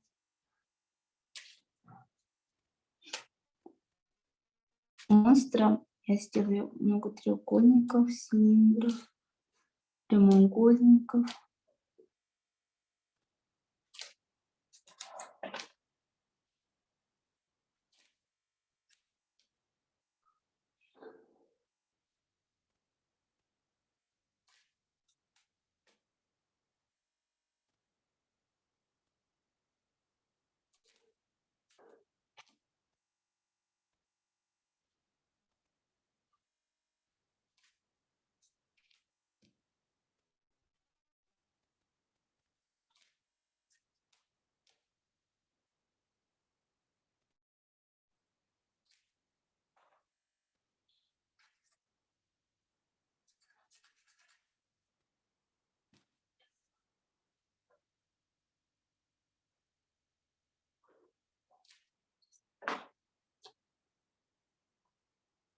Вот таким будет у меня монстра.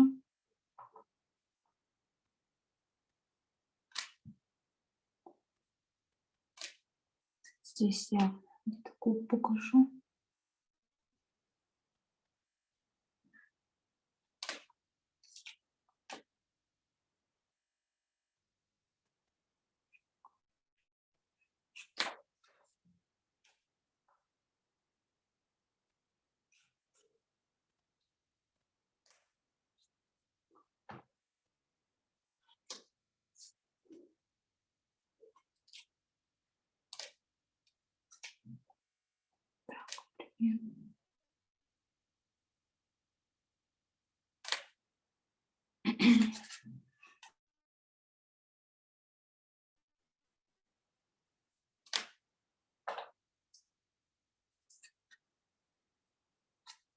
Где-то в черный и коричневый добавила.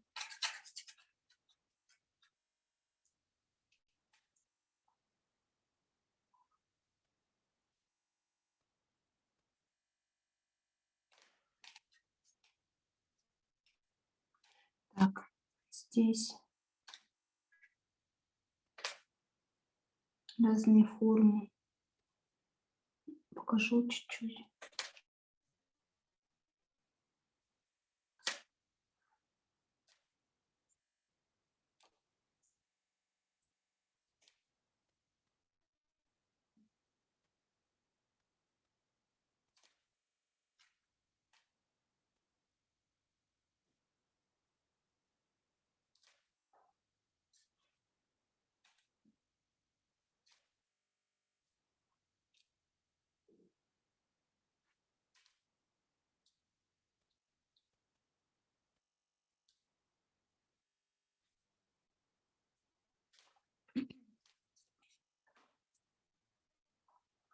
Так, здесь еще можно.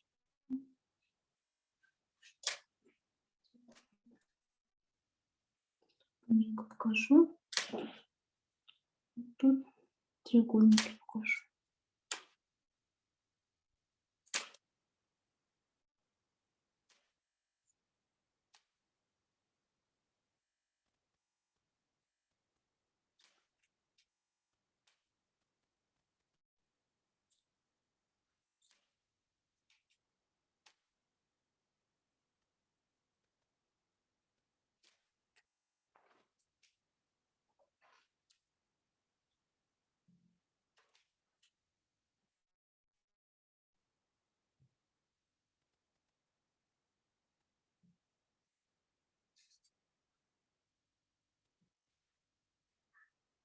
Такие длинненькие объемы будут. Так.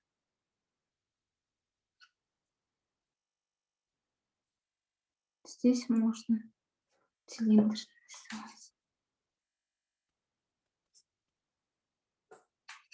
Он какой-то неправильной формы. Можно такие линии сделать. Показать, что это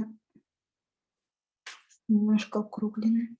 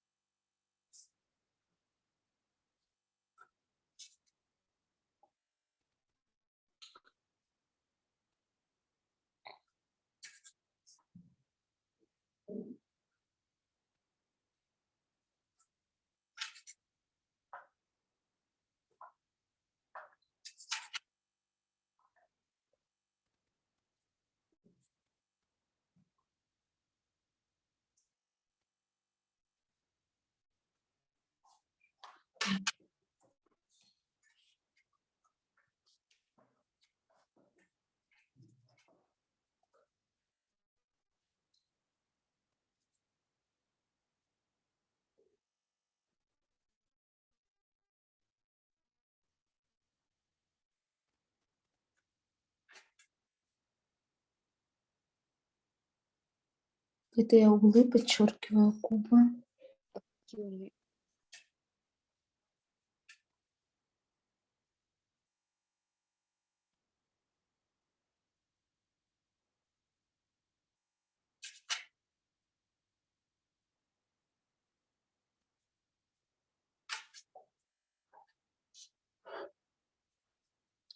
Так.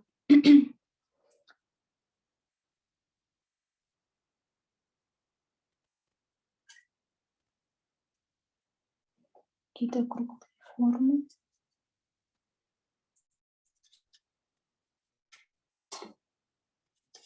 Сейчас с помощью черного средства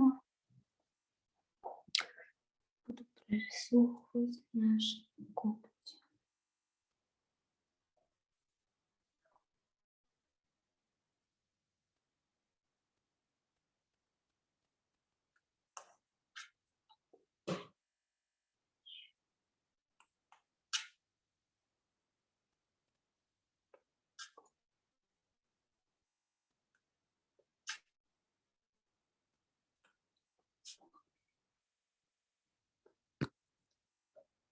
такими линиями.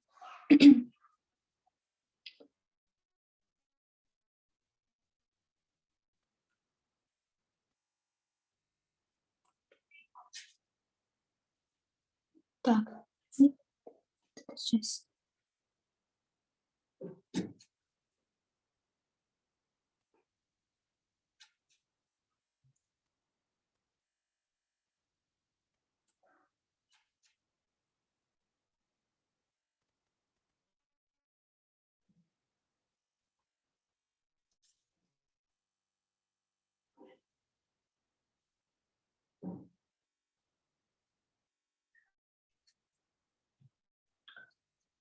Такой страшный монстр у нас получился.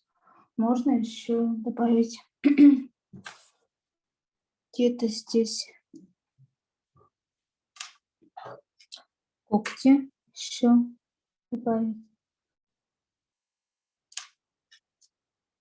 Прямо с этого облака газ заходит в его когти.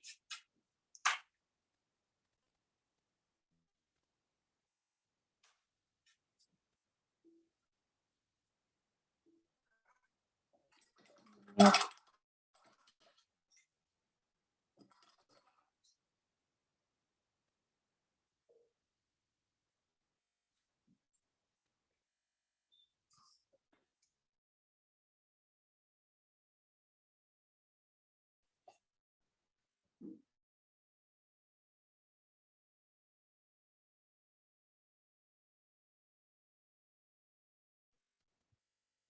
У меня почему-то звук пропадает.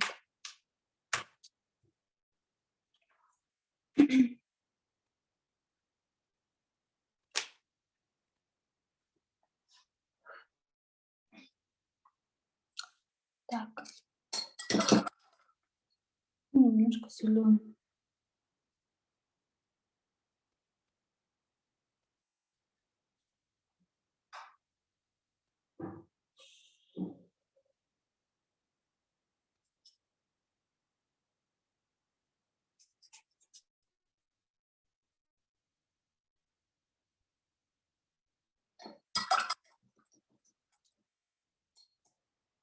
И где вы увидели прямые линии, можем немножко добавить где-то еще сделать форму куба, где именно фоновая область. Так, вблизи картина получается так.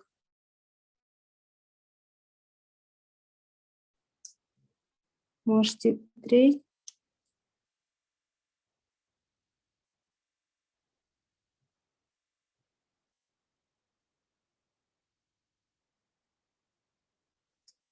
Вот форму. Так, очень интересно. Также, ребята, сейчас надо заканчивать уже фон. И можете не только черным и другими цветами сделать кубы. Или просто линии, треугольники, любой намек. Вот, допустим, вот у нас какая-то линия пошла разных оттенков, да? Можно сюда тоненько угол показать. Допустим, вот где-то здесь находится треугольник, куб, и можно просто намек на этот куб сделать. То же самое где-то в этой области. В принципе, не обязательно по цвету. Где-то в этой области, где-то можно немножко затемнить.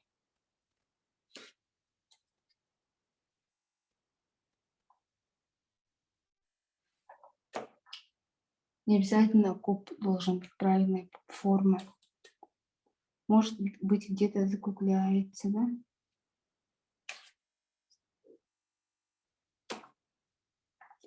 Всякие прямоугольники добавьте.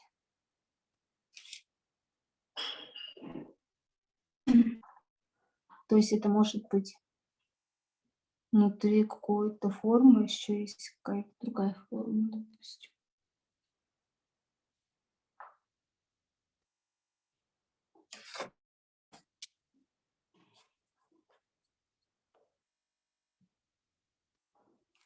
Это шарик, да, допустим.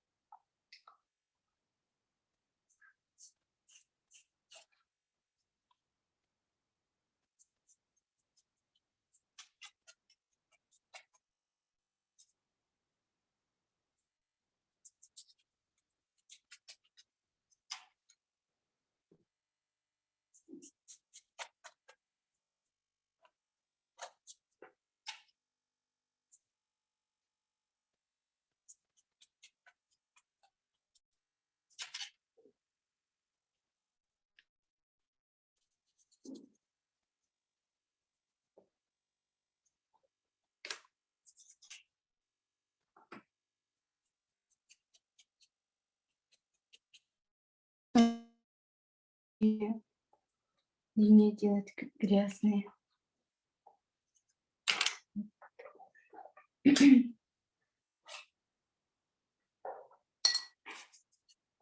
Не обязательно черный цвет, это может быть любой цвет. Допустим, коричневый, да? И тут же опять по форме.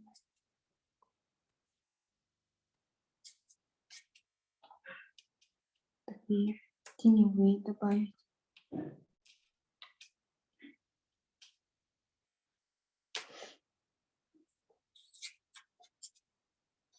Какой-то такой коричневый.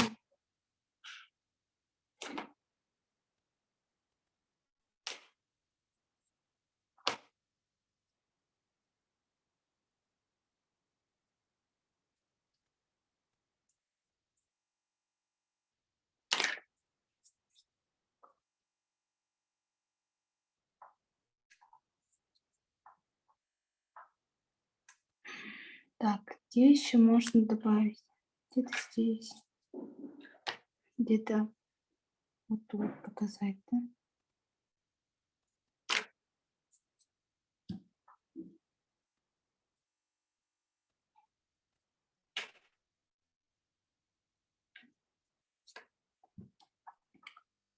Где-то вот тут стемнить.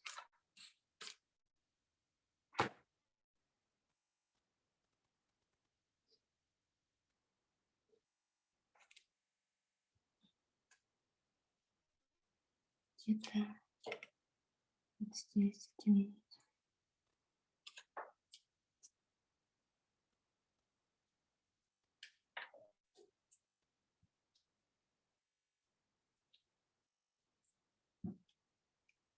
Это мы показываем. Можно так. Теневые от формы. Допустим, здесь.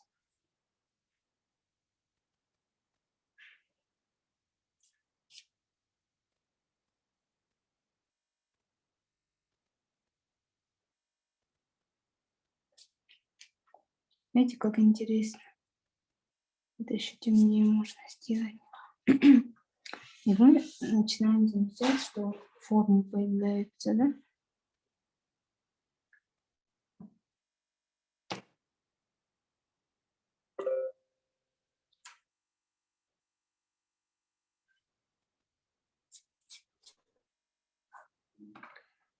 Так, и можем так зелененькое добавить, да?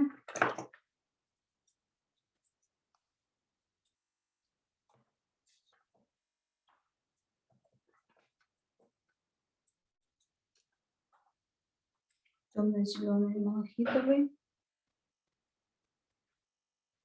Сейчас попробуем такой оттенок.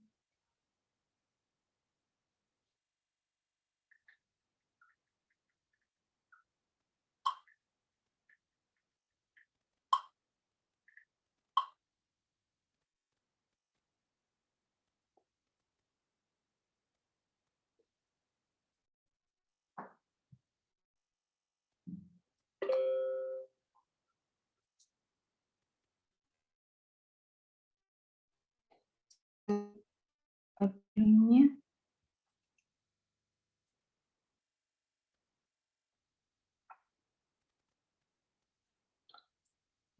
Где-то тут тоже такие зеленые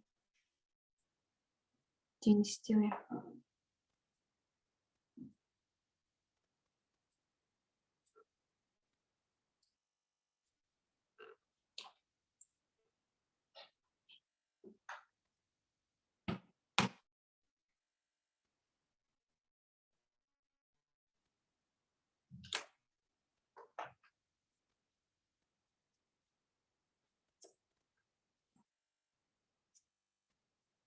В этой картине, как мы заметили, присутствует экспрессионизм, кубизм.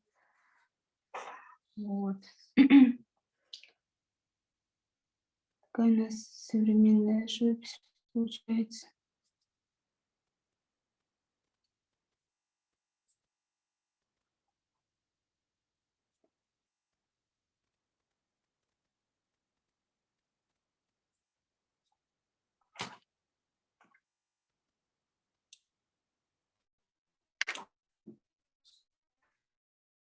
Так, немножко издалека посмотрим, не теряется ли наша девушка. Вроде не теряется, но можно слегка еще цвет яркости добавить, да, именно. Либо немножко затемнить наш фон. Пишут, что шедевр получился. Спасибо большое.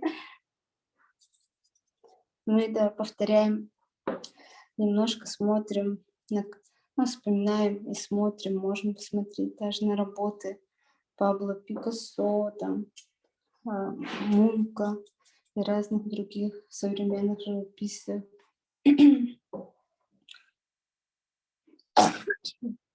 И смешивая несколько стилей, мы получаем очень интересные картины. Дома вы можете... Конечно, не все такую живопись понимают.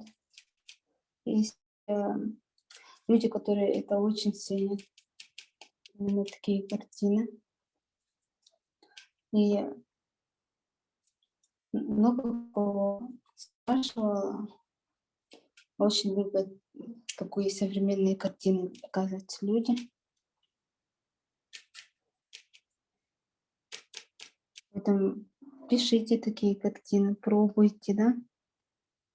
Я думаю, у вас обязательно получится. Так. Главное не бояться.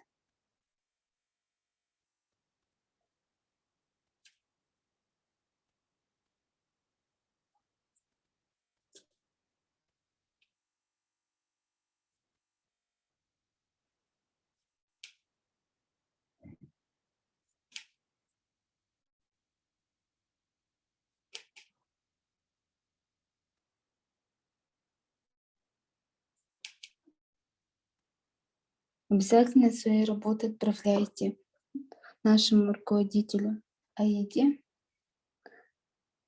В Zoom будет номер.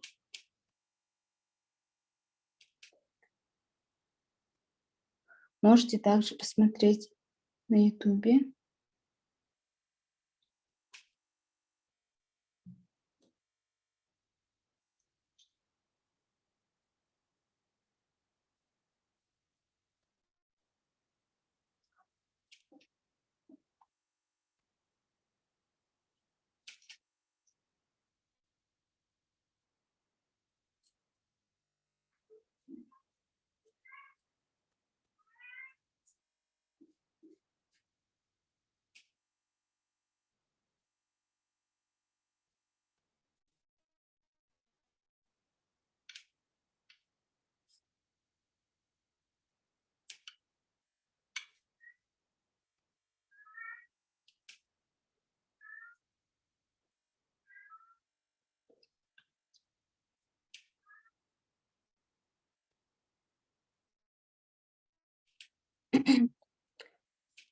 Если можно хорошенько посмотреть,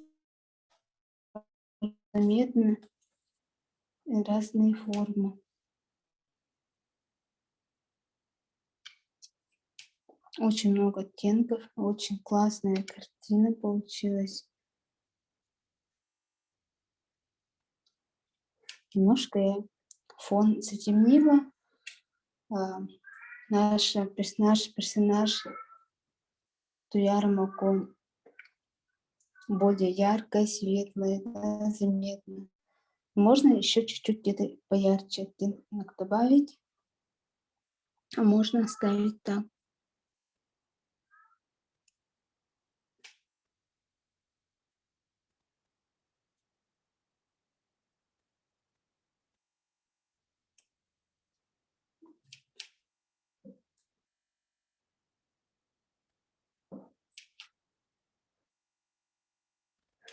Экспрессионизм показывает очень, можно написать картину очень тяжело, именно борьбу, да, и с другой стороны есть надежда, и есть очень светлая, то есть у нас тут человек, и вот такой сюжет у нас.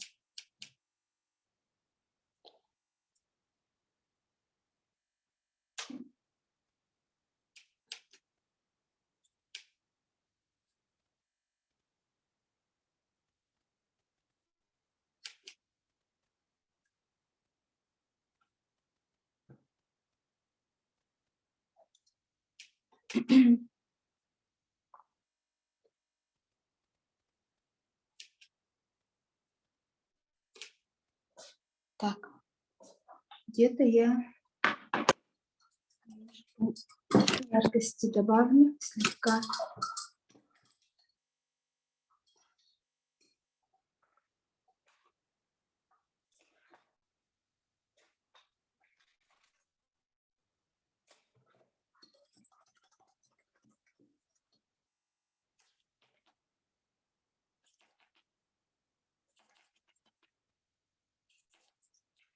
Можно теперь делать тени из ярких оттенков.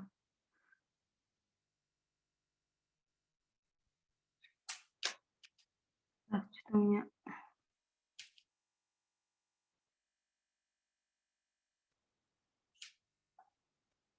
Конечно, красный с желтым немножко такой прозрачный получается, без белья. Немножко еще взяла поменьше воды.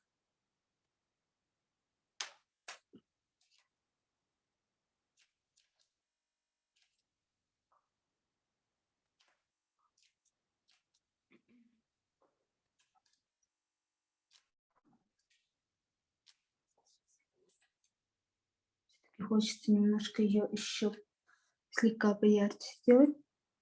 Но теперь я буду делать яркие углы формы, да, оставив немножко этой теневой, где я добавляла грязные оттенки теневой.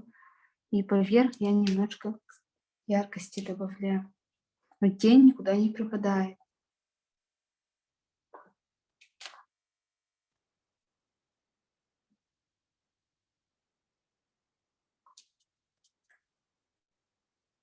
Обязательно поэкспериментируйте, ребята.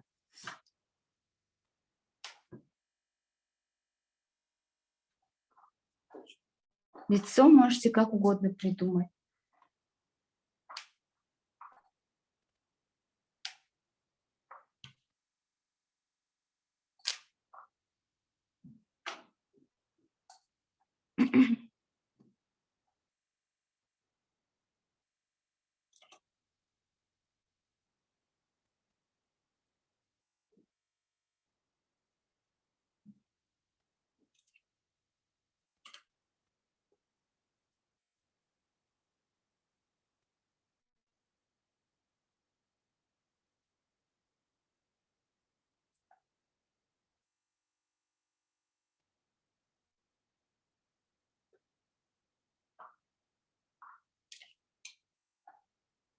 Вот так интересно получается.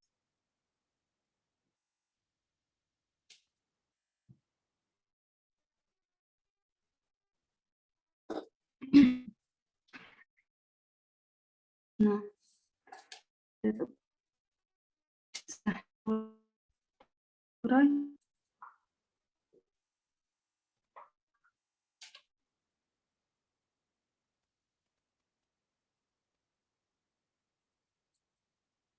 Мгм.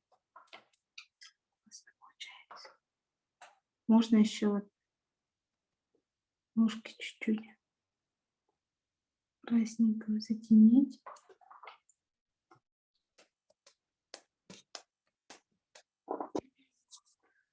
И давайте лицо я все-таки немножко посветлее сделаю.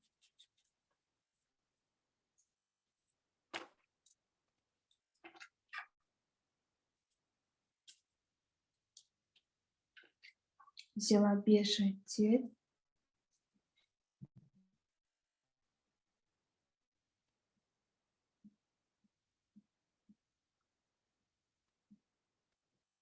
Так.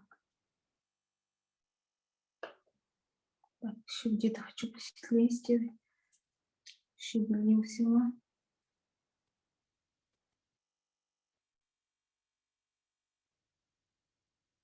Ложку, как будто либо шар, либо как цилиндр, надо показать все-таки, да?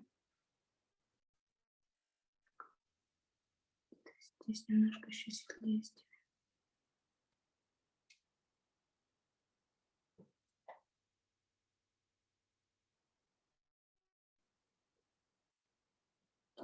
Здесь.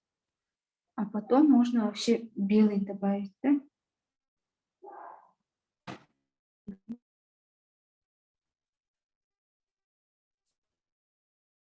Классно получается.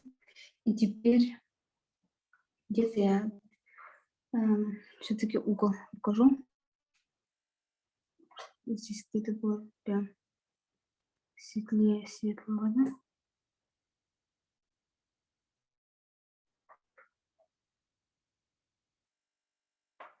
Конечно, тоже сильно белить не стоит, осветлять, да?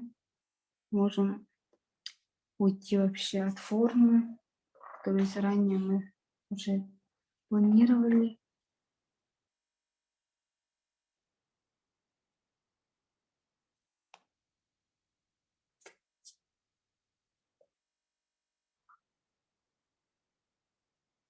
Где-то я хочу именно...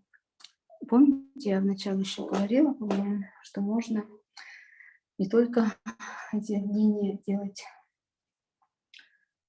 черными, можно и розовый, любого цвета линии делать, не обязательно это черные.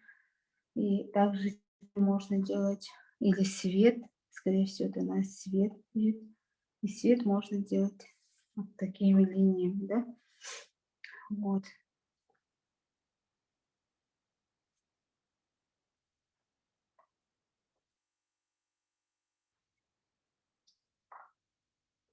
Это сейчас мы уже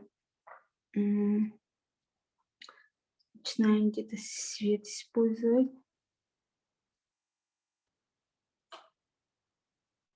чтобы показать форму, да? Очень классная картина вообще. Это еще можно слегка вот тут.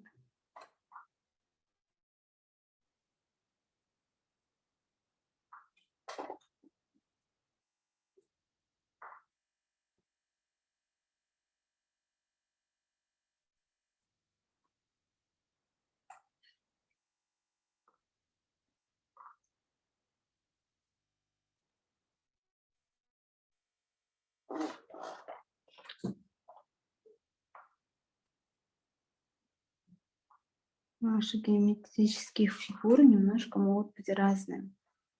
То есть это вот такие вот разные линии, поверх линии можно рисовать.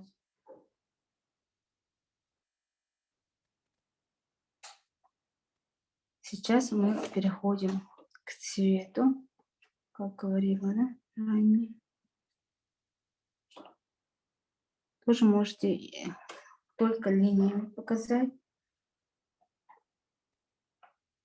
Если у нас где-то какая-то линия темная пропала и нам не нравится, Мы опять же заново эту линию подрисовываем,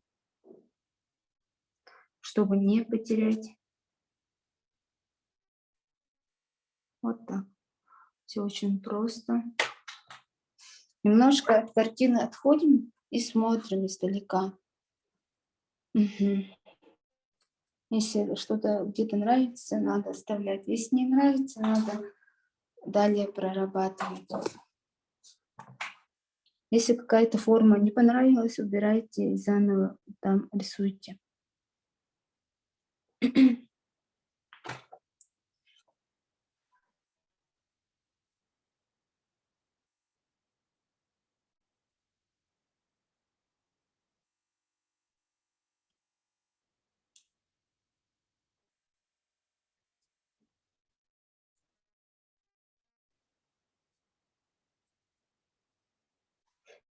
Здесь, смотрите, кисть у меня полусухая. То есть сильно воды много не добавила и совсем мало краски я отжала, чтобы сделать вот именно вот такие цветовые, то есть обозначения.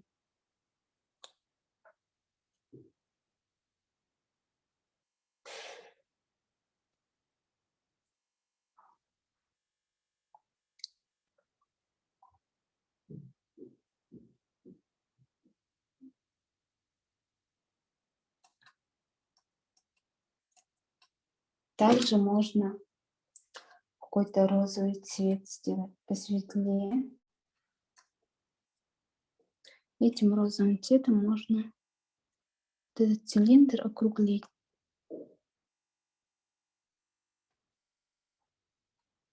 Где-то еще здесь, да, розовым цветом углы сделать более ближе к нам.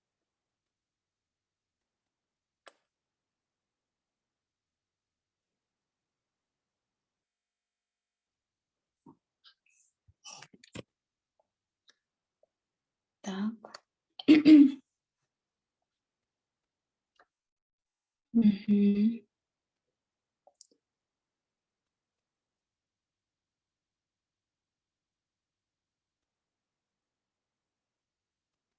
Так, где еще что можно немножко поменять?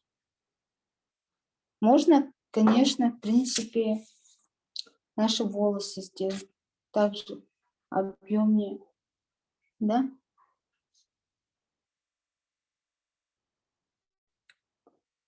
Главное, чтобы вот здесь угол появился.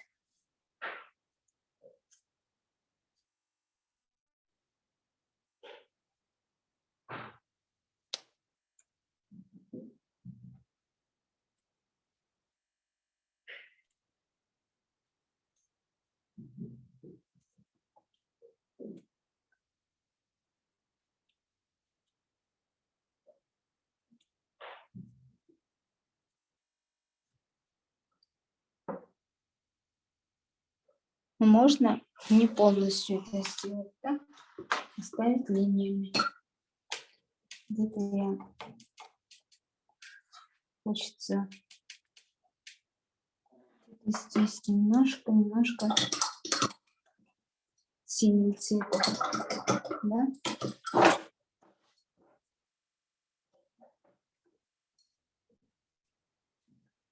Я добавила синий в бежевый и получила такой голубоватый оттенок. Ну, конечно, это не чистый, немножко грязный. И хочется вот таким сделать. Опять же, немножко просушить.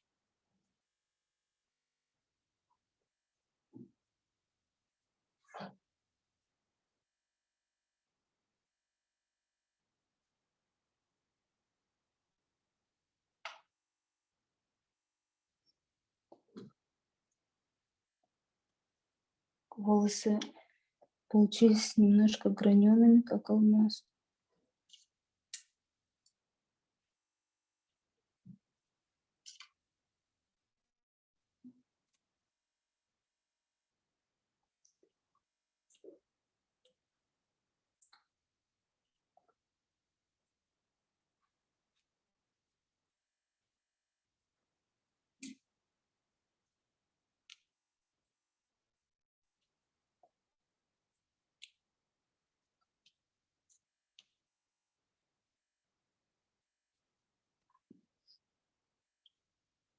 Но если вам сильно кажется, что ее волосы сильно как эти камушки, можете немножко сейчас затемнить. Мне кажется, так еще лучше. Я оставлю. Не буду сильно черными делать, потому что у нас немножко другая задача стоит. Конечно, этот цвет, если мы будем голубой везде использовать, то мы как бы смысл потеряем, да? Поэтому я не буду. Там, где не надо добавлять. Хорошо? Мгм. Конечно, можно было еще от нее же цвет исходит, да? Вот немножко оранжевидный станет. Можно, конечно, было еще чуть-чуть где-то желтизну добавить к монстру. Но все-таки я не хочу видеть для монстра. Можно так оставить картину. Можете посмотреть вблизи, как у нас наша работа получилась. Обязательно ставьте свою подпись. Классный урок получился. Спасибо, пишет Владимир. Спасибо вам, что вы пришли, что вам урок понравился. Всем спасибо, что зашли. Вот, можно вблизи посмотреть, да? Вот, как мы все это прорабатывали.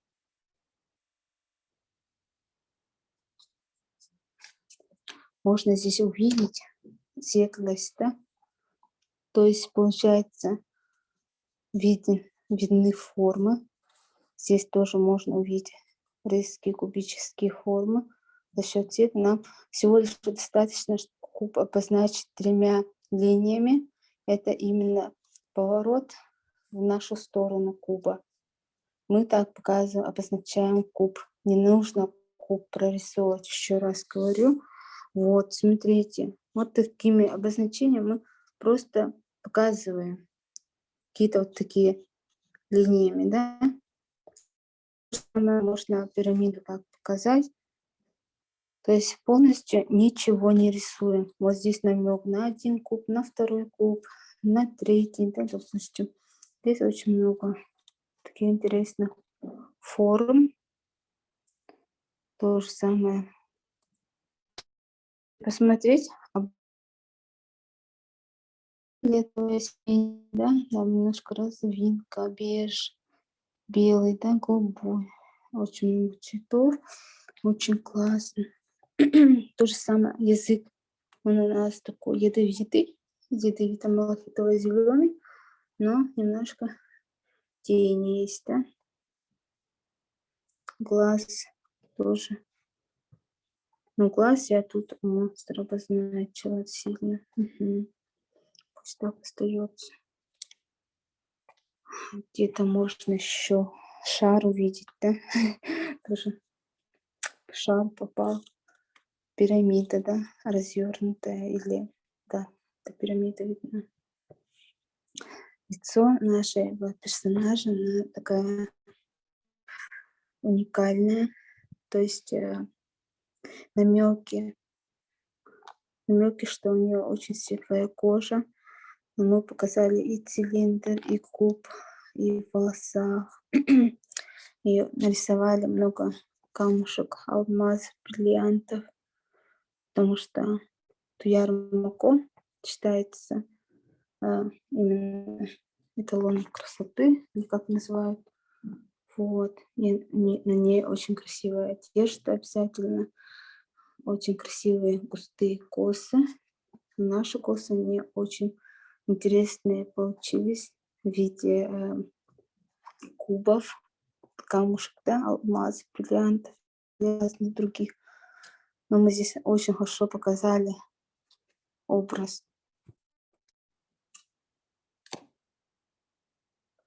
И здесь немного есть и экспрессионизм, да. Здесь очень много стилей, ребята. Это модерн картина у нас получилась. Где-то немножко такие яркие элементы появились, да. Это все как бы все смешано, У нас разных стилей у нас получилось. Пишите такие интересные картины, вдохновляйтесь, смотрите работы Пабло Пикассо, Мунка и еще других известных художников. Квадрат Малевича тоже интересные картины, да. Но у него разные квадраты. Есть красный квадрат Малевича, черный, да. У него очень интересная композиция именно всяких кубов, шаров. Он все эти линии тоже можете ознакомиться, все это в интернете есть. Вот. И, ребята, покажите свои работы.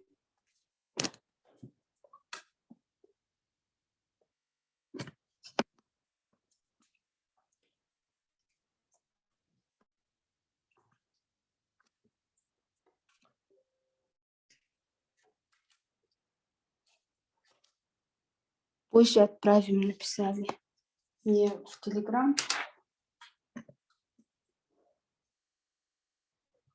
Добрый почин. Как у вас?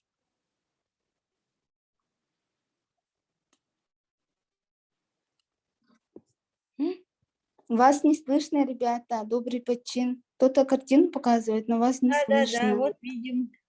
Смотрите. Ух ты! Вау! Очень классно. Ну, терпения не хватило сделать, как именно у тебя все красиво, чтобы было. Красота. Какая молодец. Вот, спасибо. Короче, а где тут? Вот Вот так. еще одна работа, да? Да. Ух ты! Замечательно. Молодцы. Ой, классно. Пытались, но Очень яркая тщательно все персонаж. прорисовывать, это очень много терпения нужно, да. Всякие. Да, терпение нужно. Да, согласна. Вообще молодцы, супер, девочки. Спасибо. Вам спасибо большое и руководителям большое спасибо. Вообще-то мне тема вообще нравится. Именно на тему Ланхо писать картины. Да, очень шедевр получился действительно. Спасибо большое. Можно это Очень Да. красивая картина. Спасибо. Очень. Обязательно я привезу в Да, понедельник, на скорее выставку всего. надо обязательно. Да. Мгм. И, ребята, отправляйте на выставку ваши работы. Если даже чуть позже, старайтесь отправить. Еще у нас мастер-классы будут. Вот уже май, у нас и очные мастер-классы будут. Да, запланировано. Пожалуйста, приходите, участвуйте на наших мастер-классах, на выставках. И будут предусмотрены денежные призы даже у нас. Так что следите за объявлениями и присылайте свои работы, пожалуйста, присылайте. Сейчас мы заканчиваем наш эфир, да? Да, тоже хочу сказать, присылайте свои работы. Из лучших работ мы оформим альбом комиксов. Здорово. Здорово. И, добрый почин, скажите, пожалуйста, у вас ВКонтакте есть социальные сети? Социальные сети у вас есть ВКонтакте? ВКонтакте есть. У нас есть Телеграм-канал, и ВКонтакте обязательно откроем еще. Угу. Еще нету ВКонтакте, да? Откройте, пожалуйста, вашу страницу. И в Телеграме, и в WhatsApp группа есть. Добавляйтесь, ребята.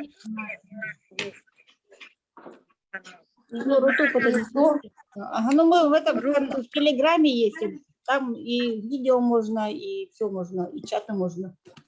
И ВКонтакте обязательно откроемся, и там можем потом в будущем тоже делать эти телемосты, как бы зумы, да? Аналоги зумов там тоже есть. Ага, хорошо. И еще, ребята, кто смотрит YouTube, то обязательно пишите Аиде Захаровне, то есть на номер 8914 305 75. Все работы можете Аиде отправить. Фотографии. Достаточно отправить фотографию вашу. Угу. Нас очень пишем картины на разные стили, техники. У нас не только мы стихином пользуемся, но также у нас немножко вот такие графические стили современные, да. Еще хочется очень много разных современных сделать, что совершенно человек, видя картину, может на следующем много сделать. То есть современные картины, это означает, когда мы видим на картину, но вроде мы ничего не видим, но с другой стороны, если как-то повернуть картину, присмотреться, можно увидеть что-то. Давайте я немножко покажу работу свою на такую Да. тему. Давайте Минуточку, посмотрим. пожалуйста. Да, мы еще пока не закрываем ничего.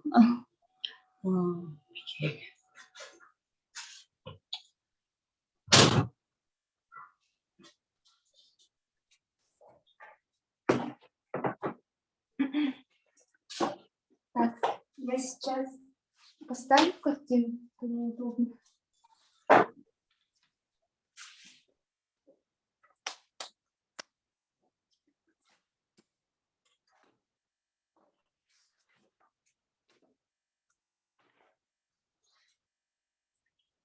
Вот, допустим, есть такая картина. Модели. То есть, сейчас я покажу хорошенько. Все мешает. Это Если именно присмотреться, стиль. что-то видно, да? А вон обезьянка или что-то видно. Обезьянка. Или Первый что-то. раз, ага. Это так сказали, очень интересно, но здесь Или это видят видно? люди Ну, что видно. ребенка, плода, некоторые видят. Повернуть, Ага. можно увидеть белого медведя. Да. Точно, да. Здесь можно увидеть второго медведя, либо йети. Вот тут голова, рука, и идет какая-то борьба. То есть это картина о жизни. Здесь некоторые видят цветочков, маков, да, здесь кто-то видит ребенка. Вот тут голова, тут, ну, кто-то вот так видит. Много очень интересных отзывов было на эту картину. Вот, еще одна другая картина есть.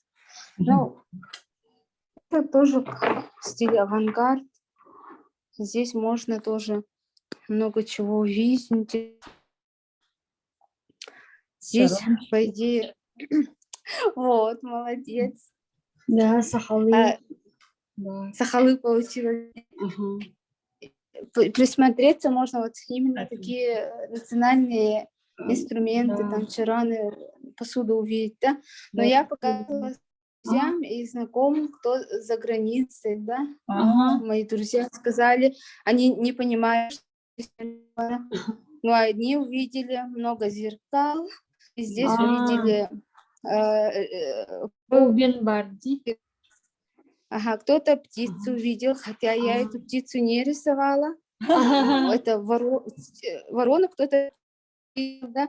То есть бывает, что когда пишешь картину, можешь даже сама не заметить, что нарисовала, да, написала. Вот. Здесь очень много. Ну, здесь, получается, я нарисовала работу своего отца, бубны, да, и такие, да, вот, опять же, для бубна. Вот они лежат,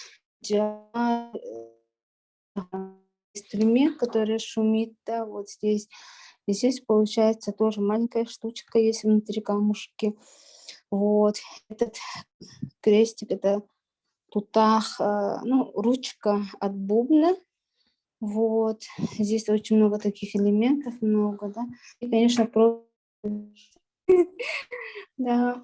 Один друг из Греции сказал, что это зеркало, и человек смотрит в зеркало. Да, Вот человек. такие интересные люди видят. А на самом деле, нет, не самом деле, а просто вот это вначале был черный фон, да? И помните, Да.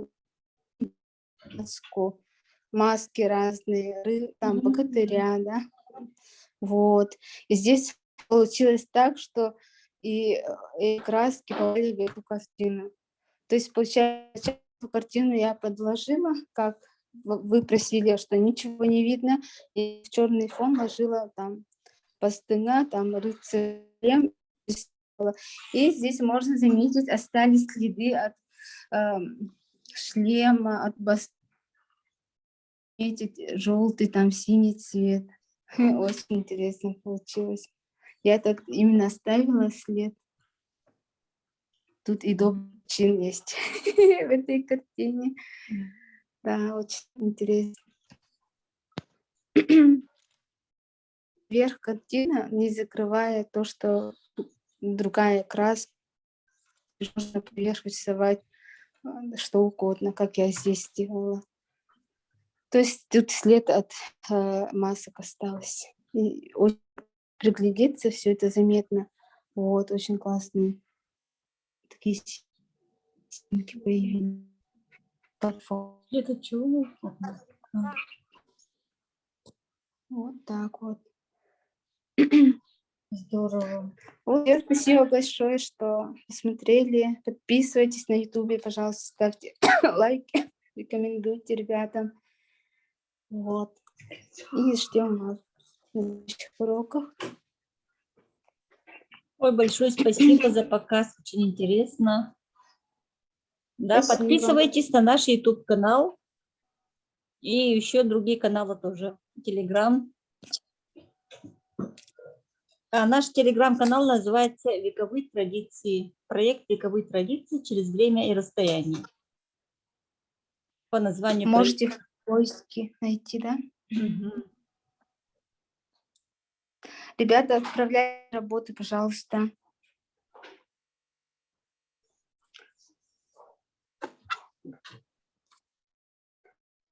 Всем пока-пока, удачи, Пока, много большое творческих спасибо еще успехов раз. и вдохновений. Спасибо большое.